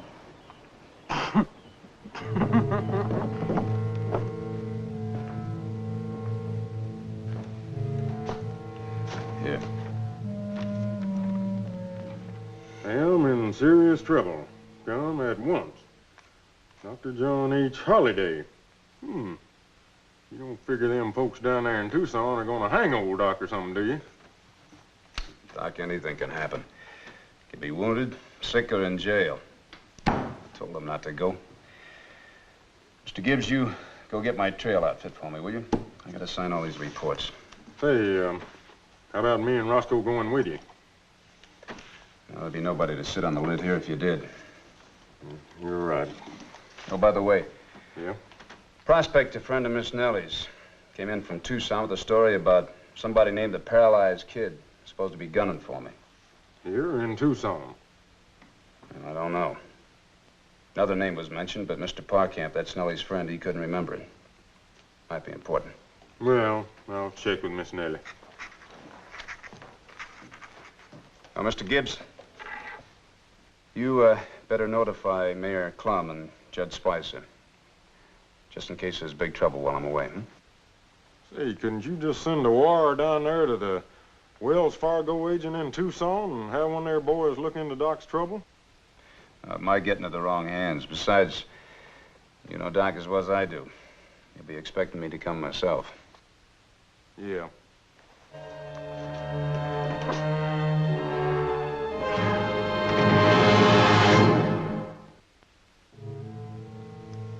I'll call.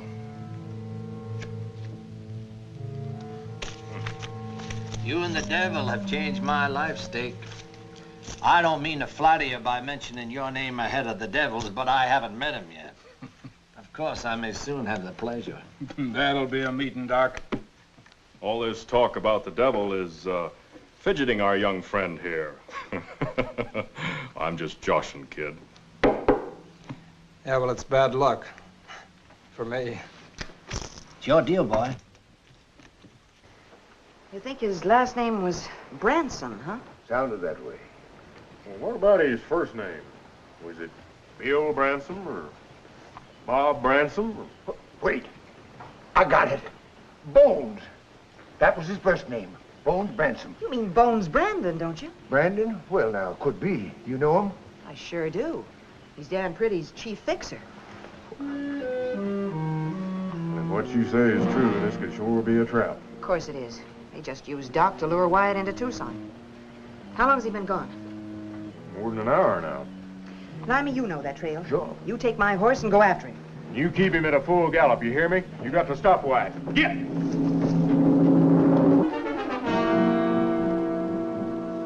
Tell you what I'm going to do, Doc. I'll raise you a couple of hundred. I'm out. It's yours. A Texas hog is bound to gather some acorns, even if he has to travel to Arizona. What time is it, Mr. Brown? Nearly 1 o'clock. I better get us something to eat. I'll have a bourbon sandwich between 2 ounces of rye.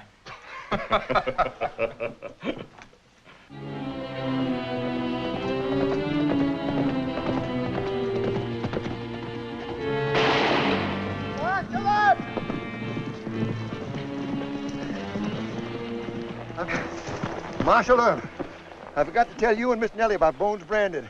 I just happened to remember the name. He's going to be in that poker game at Tucson with Doc. Well, you stopped me out here? Well, Bones worked with a 10% ring. Miss Nellie feels that you're riding into some real trouble. She thinks you ought to turn back. I can't do that, Mr. Parkamp. Why not? Because they already lured Dr. Holliday to Tucson. He's a friend of mine. But I do thank you for the warning, and you thank Miss Nellie for me. Marshal Herb, them Tucson boys, they shoot for keeps. Well, sir, so do I, if I have to. I'll see you later.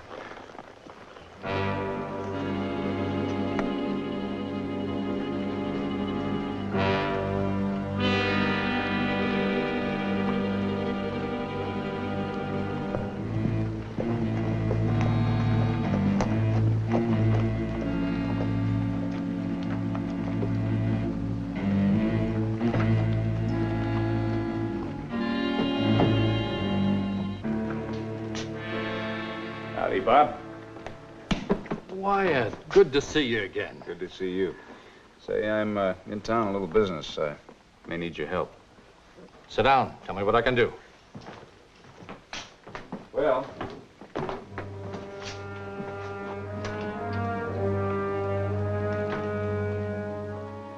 Jerry. Any signs of Earth yet? Not yet. Well, as soon as he comes in here asking for Holiday, you knock on the door, but you ask for me, not Doc. You got it? Got it. Is the rug man here? He just now came through the trap door from the attic. Doc was so busy talking, he didn't hear a thing. well, that's where they'd be. That sounds like a frame-up to me, using Doc as bait. Are you sure they'd be at the Congress Hall Saloon? Always are. You ever been in there? I can draw you a picture. Now, the bar is on this side. The door to the back room's here. Now... Wait a minute. Is that the only door? Yeah. But the catch is, there's an alcove off this back room. The door to it is covered with a hanging rug. The main gun would be there. How many guns do you think they'd have? Well, Brown won't be armed. Brandon and the kid will probably have concealed derringers. Well, my only chance to be surprised. How about you backing me up? You back me. Good. This is what I think we ought to do. I'm getting too far ahead. Let's raise the ante and play table stakes. That's mighty handsome of you, Doc. Give us a chance to catch up.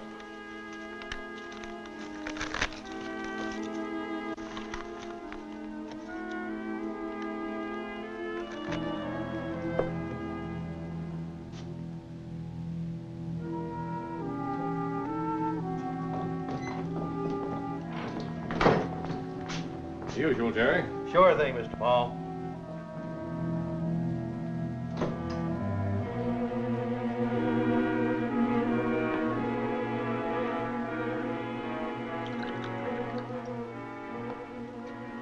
You know that fella?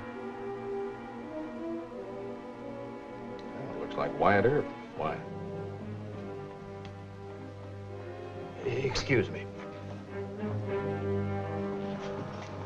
All right, hold it, Jerry. But, Mr. Paul... Go to that door. Knock, say you have to talk to Stake Brown, say it's important. Move! Come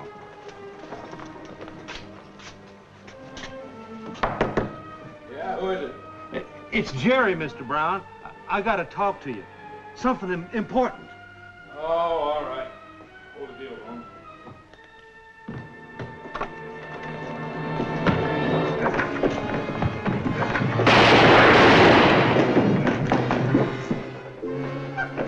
Till you get.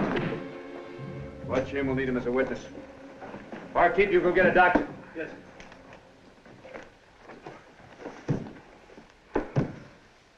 Give me a hand, Doc. This one's hurt bad. What are you doing here? How'd you know they were after me? Don't flatter yourself, Doc. They lured you here to get Wyatt. They would have gotten me at the same time. Was it Brown and Brandon who planned it? I had nothing to do with it. That boy's done for, Wyatt. I ought to kill you. Just plug the hole in his arm. You plug it. I wouldn't raise a finger. Well, this one's dead. All right, who's behind this stake? I'm not talking. Brandon will talk. There's only about $7,000 here. Let me look at that. I could have had all the money in this, Wyatt, if you hadn't butted in. You can have it. I meant what I said about killing you. Wyatt, don't let him draw that gun. When I draw this gun, Wyatt Earp won't be anywhere around. Your only chance is to start talking. Don't say nothing, Bones. That goes for you too, Steak. Doc, you stay out of this, Wyatt. Doc's made him a fair offer. All right. I won't interfere. All right, both of you.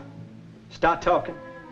He means it's Steak, and I ain't dying to save Dan Pretty's hide. So was Dan Pretty, huh? Is that right, Steak? Doc, we've been pals too long. You wouldn't shoot me in cold blood. Oh, wouldn't I? Let's not keep the devil waiting. Step aside, Paul.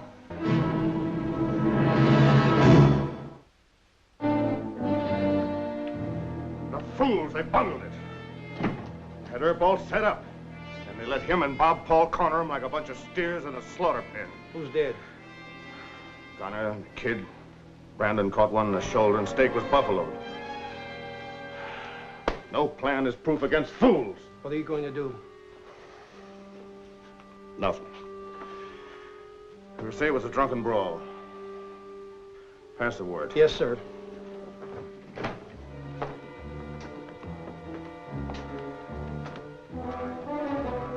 Mr. Pretty, what do you want? We have two witnesses who claim that you hired them to kill me. You hear me?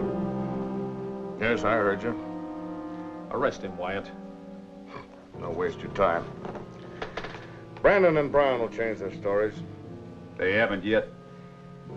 I intend charging you with conspiracy to commit murder.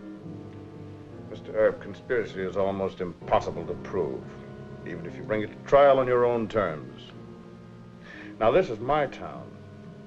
Unless you have more evidence, my advice to you is forget it. I don't take that advice, Pretty. You picked the wrong man this time. Good luck.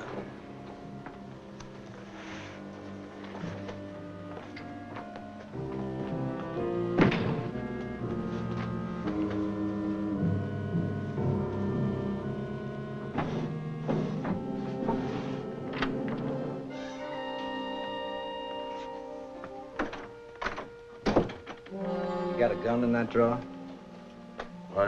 No. Too bad.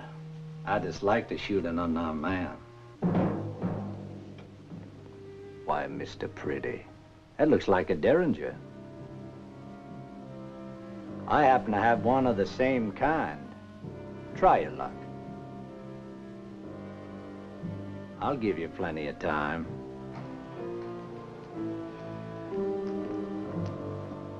I know you're a murderer, but I don't think you want to die a coward.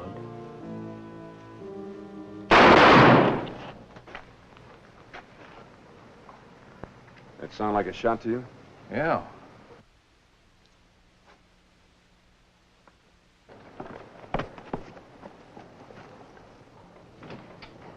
Wyatt.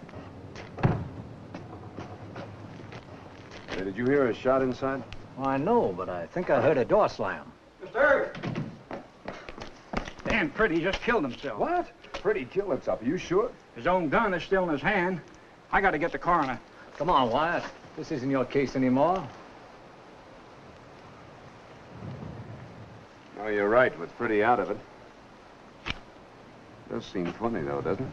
Well, it's not funny at all. If every man deserved to die, he did. I can't understand why Pretty would want to kill himself.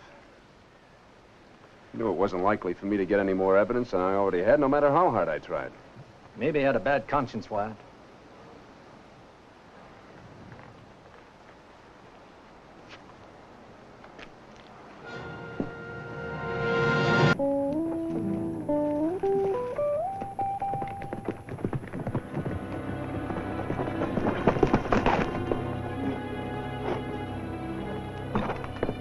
You're under arrest, Manuel Vasquez. You cannot arrest me here. I have crossed the border. I am now in Mexico.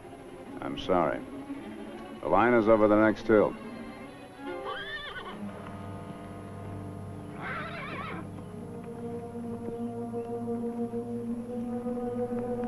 You think my my family will let you take me back to Tombstone. I think they're too smart to try anything. We shall see, Senor Earp. Move.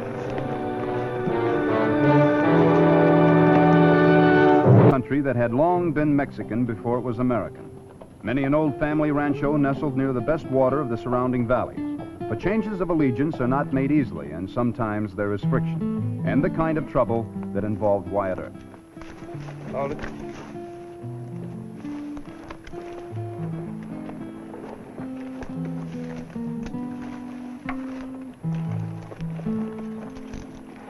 Still got quite a ways before Tombstone. You didn't bring any food or water, did you? It was not a picnic I was going on. Why'd you run, Manuel? That is a foolish question, senor. I killed a man. Many saw it. Maybe if you'd have stayed to explain. You would not have arrested me? You're gonna have to stand trial. But there's no reason why... You think I will get a fair trial in the court of Americanos? I guarantee it. You, senor. You are Americano also. One way or another, I will not go back to Tombstone. We'll see. Hold out your hands.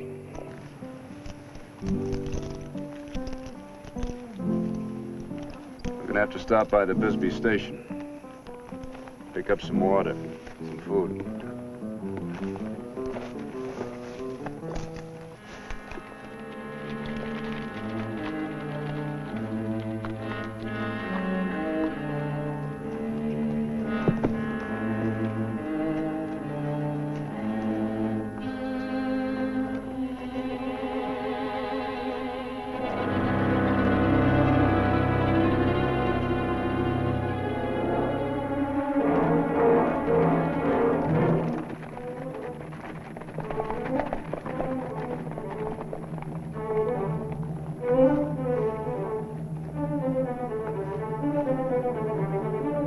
Posse. Newly made deputies of Sheriff Beans. Most of them are friends of Walter's, I guess. You see? I was not wrong. You're not going down there. They've left. They're headed south looking for you. We need food and water.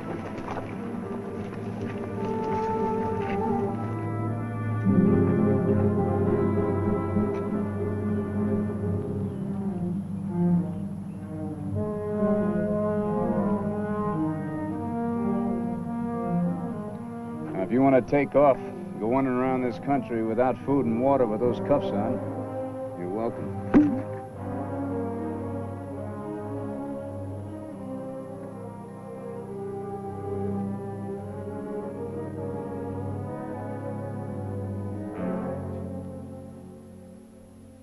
Howdy.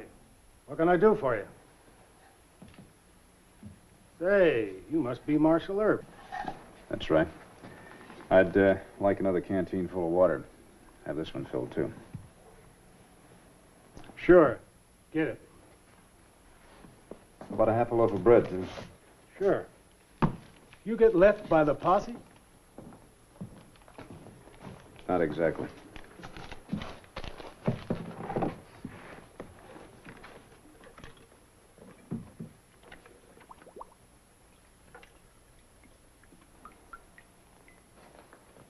Say, ain't that Vasquez?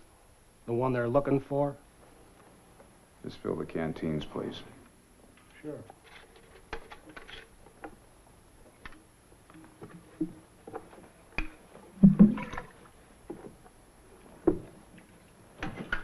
You stay right where I can see you.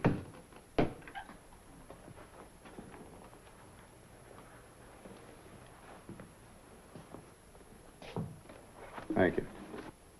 Expect we'll be seeing you again, Marshal. I'm warning you. Don't go after the posse. They're lawmen, too.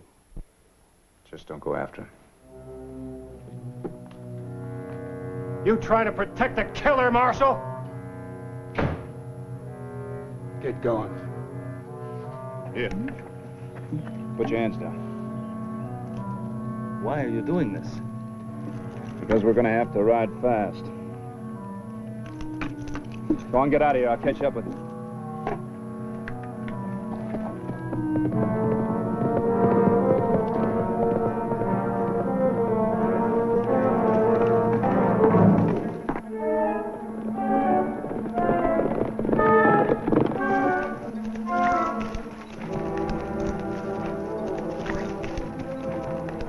There is dust. Yeah, they're coming. We still got to start. We better get up in those hills. Go on, ride.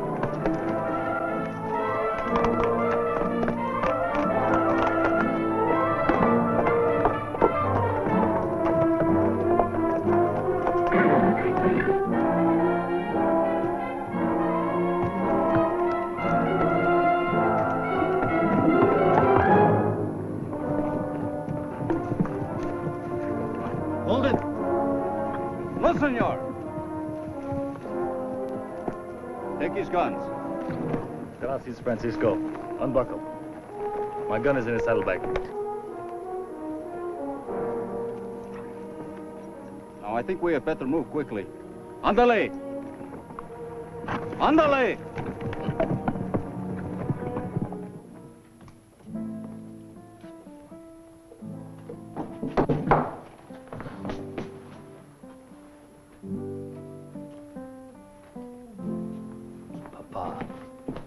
My son.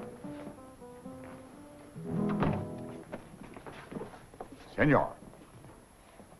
Don Ignacio? It is a great pleasure we meet again. Before, it was a matter of some cattle stolen from me, was it not? And you were an honored guest in my hacienda. That's right. Here in the humble home of my loyal countrymen, I cannot offer you the same hospitality. Evidently, I am not a guest. Francisco, por favor, put the gun down. But my father, he is a dangerous man. No. He is not a danger to us, for he is too wise. He will listen to reason. I have heard it said in Tombstone, senor, that martial Earp is the law. If you say a thing is to be, then surely it will be. What are you driving at? It is simply this. You will return to Tombstone alone, and you will say it was not my son who killed the Americano. Well, even if I wanted to do this, I could not. Others saw the killing. Believe me, senor, I would not ask if there were any other way. But I cannot allow you to take my son back to Tombstone. It's his only chance. Otherwise, he'll be a fugitive the rest of his life. I will say it once more. My son cannot be accused of any crime. There will be no trial. He will go free. You will see to it. And if I do not? But it is very simple, senor. If you do not, then you must die. Has it not occurred to you that he might be acquitted? That the court might understand how a thing like this could happen? No. I cannot lie for you or anybody else, Don Ignacio. You are not as wise as I thought, Senor Earp. Will you lead the way, mi amigo?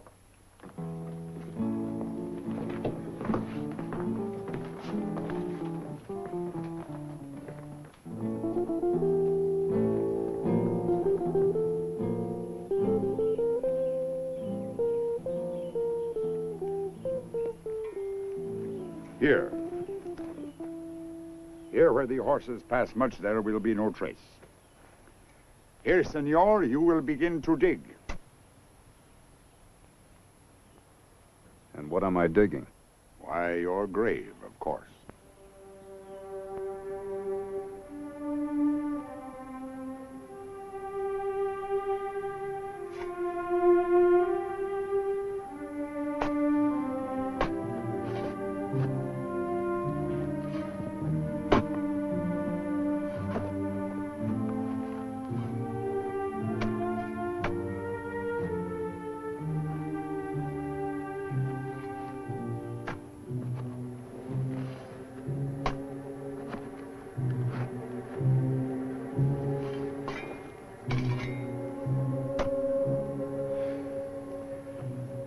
Mind if I take this off? It's hard work. Make yourself comfortable, senor. Ricardo, some water for the senor, por favor. Si, Don Ignacio. It is no use to look, senor. The posse will not find our trail. I can hope, can't I? Perhaps you had better send the men to keep a watch. Vaya Navidad. We do not want to be surprised by this posse which the senor would like us to surrender our son to. Not to them. To me. An officer of the law. It is the same thing. They too claim to be officers of the law. But I'll save him from being lynched. If you got him to Tombstone, you could not protect him, even with your life. I'll take him to Fort Huachuca. Put him under the protection of the cavalry until the trial. And you promise it will be a fair trial? I must have had a reason to fight Walters. I'm betting that it was a good one. It was good enough for us, senor. And why shouldn't it be good enough for a judge? Maybe he'll be given freedom from this charge forever. But you forget, senor. He is free now. Is he free to go back to your rancho in the San Pedro Valley? Is he free to marry this girl and settle on the land that they both love? Perhaps not for a while. He will never be. Never. You understand that, Manuel? Because the law never forgets and it never forgives. Believe me. It's better to face it now and tell the truth. Senor, Quiet, Manuel. Now let him talk. Maybe then you'll see that he has a real chance of going free. Let him tell why he killed Walters. I know why. And he will not speak of it. Papa, perhaps what he says. My son, do not listen to him. But suppose it is as he says, and I can never return. We will find a way. Perhaps. But suppose it could be as he says, and I would be free of it all. Manuel, do you wish to tell why you killed the Americano?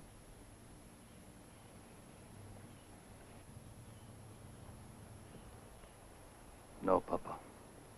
Then be quiet and allow your father to end this business. And you, senor, dig. You know, come to think of it, why should I be digging my own grave? You get somebody else to do it. I should think that over, senor, if I were you. If my men do it, they will finish much quicker than you. You convinced me. But not too slowly, senor.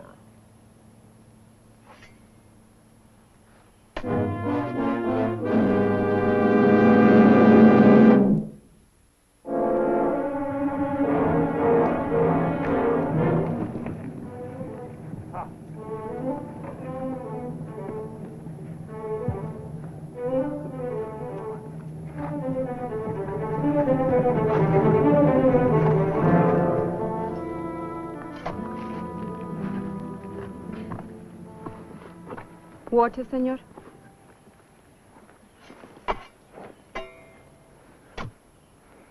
Thank you.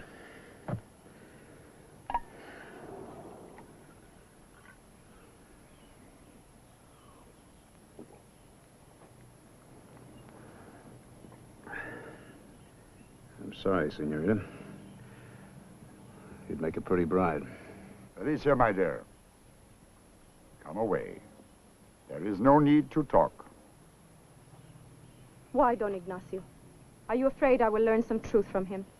Alicia, my child, Learn perhaps that you are wrong? my dear, I have lived longer than you by many years. I know what is best. Do you, Don Ignacio? For you or for us? Alicia. Well, does he, Manuel? Can killing this man solve anything? Can our marriage be a happy one with his blood on our hands? Our hands? Yes, our hands, yours and mine. For we've done nothing to stop it. Manuel, will you tell your betrothed that she must have respect for the head of this family? Will you tell her that my word is final?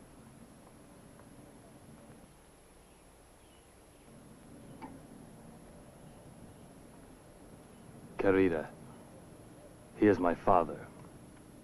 It will be as he says. Senor, dig.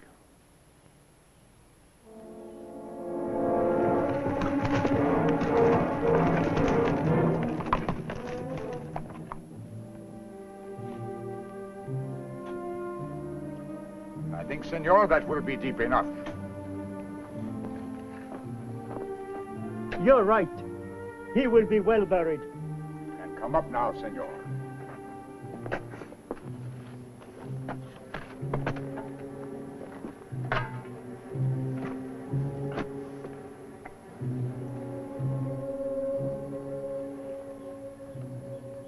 like something to eat? Let's get it over with.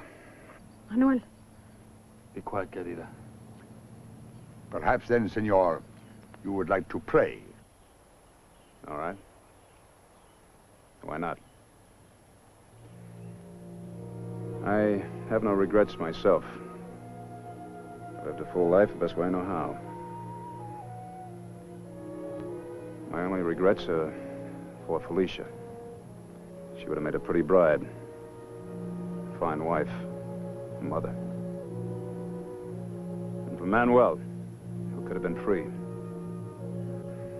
I pray you'll all be forgiven for what you're doing.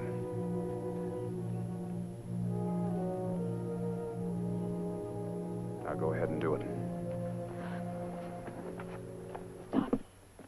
You aren't really going to kill him. You can't mean this. Felicia, there is nothing we can do. Are you going to let them kill him? An innocent man? A man of law? Who has only tried to help you? But you know what it is for. See. And because it is for me to decide if you shall do it. No.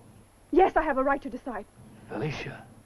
Senor, do you wish to know why the Americano died? No, girl, I say no. And I say yes. It was to avenge my honor that he killed. Felicia, you should not. You do not have to tell him. I will, Manuel. I will gladly tell him, and to the court if he wishes, to save his life and ours. How I made the mistake of leaving Manuel and Francisco in the restaurant and going into the street alone. How this man saw me and thought wrong things and caught me and dragged me behind a store. How only because Manuel and Francisco came looking for me was I saved from him. How Manuel fought him and had to either kill or be killed. The others, they came and saw him. And Manuel, because he was Mexicano, he was afraid and ran. If you will tell that to the judge in court, I'm sure that Manuel will be acquitted. I will. Oh, I will. No, you cannot tell to the world your shame. But I did nothing wrong. What shame? You know she is not to blame. Francisco! There is no need to kill him. I've told him. There is more need than ever. There is no help for it now that he knows. I will tell it. You will tell no one else. If you have no pride of your own, I have enough for both. Now get out of the way. Then you must kill me too. Manuel, I swear it. No, senorita. There's no need for that now.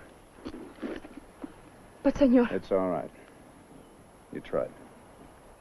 There is no time. What? One is giving the signal. It must be the posse. How far? That is important. How much time? One! How far?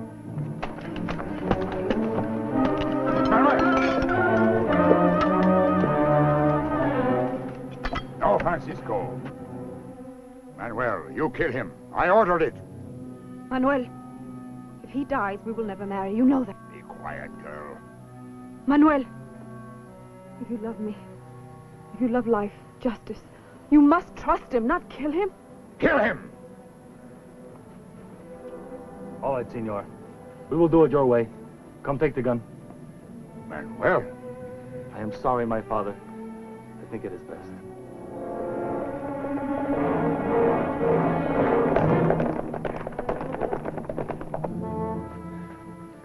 Patron, they are riding fast. Now it is too late for anything. Too late also for you to get away. Then we'll have to meet him head on. You, have you got a shotgun? Si, senor. Go get it, and any other guns you can find. You will trust us with guns, senor? Want to see Manuel die right here, strung up to that tree? Here, take this. Go and get inside the house. Come on. Let's go.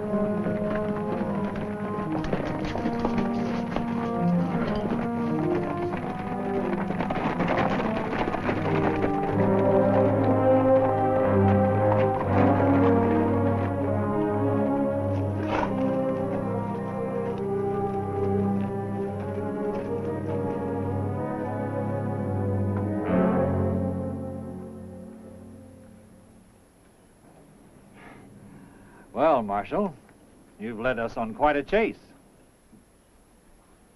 Who made you a deputy, Kavanaugh? Sheriff being. Oh, it's all legal. And we want Vasquez. He's my prisoner, and he's going to stay my prisoner. That's so. talking pretty big for a lone man. There are 5 guns pointed at your men out there. And this shotgun's aimed right at your belly, Mr. Cavanaugh. Now, your men may kill me, but I promise you'll be cut in half before they do. So you just tell your boys to sit real easy. Don't anybody go getting itchy fingers out there now. Well, look, Wyatt, can't we talk this over? Nothing to talk about. Well, now, you've got no love for this killer. Why risk your life for him? You wouldn't understand that. How do you propose to ride out of here with him? Don Ignacio, are you willing to die to save your son's life?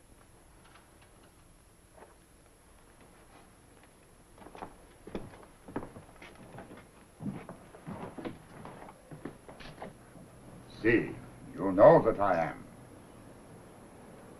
And suppose you take over this shotgun while Manuel and I ride. Senor, it will be a pleasure. Now, you take it easy there, Grandpa. Give us a 15-minute start.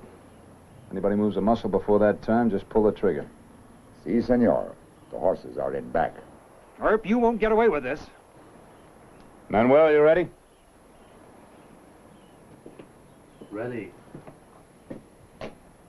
Papa. Go with God, my son. Gracias. And you, my friend. Hasta luego. See you in court.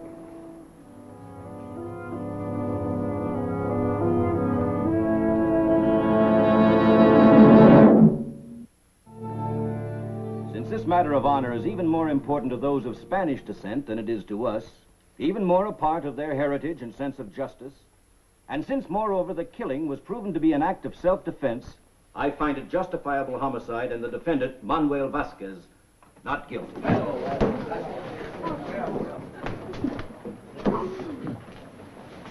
Senor, how can we ever thank you?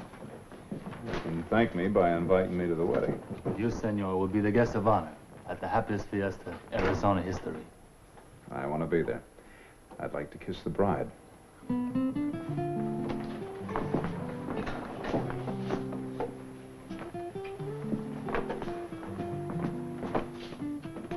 I do not approve of these demonstrations in public. These young people today have no reserve.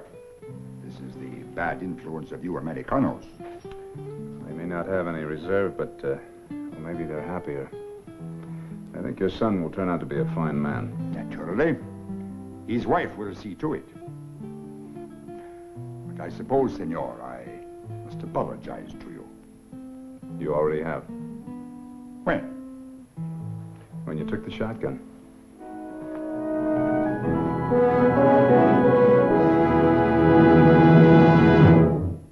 Well, he cleaned up the country, the old Wild West country. He made law and order prevail.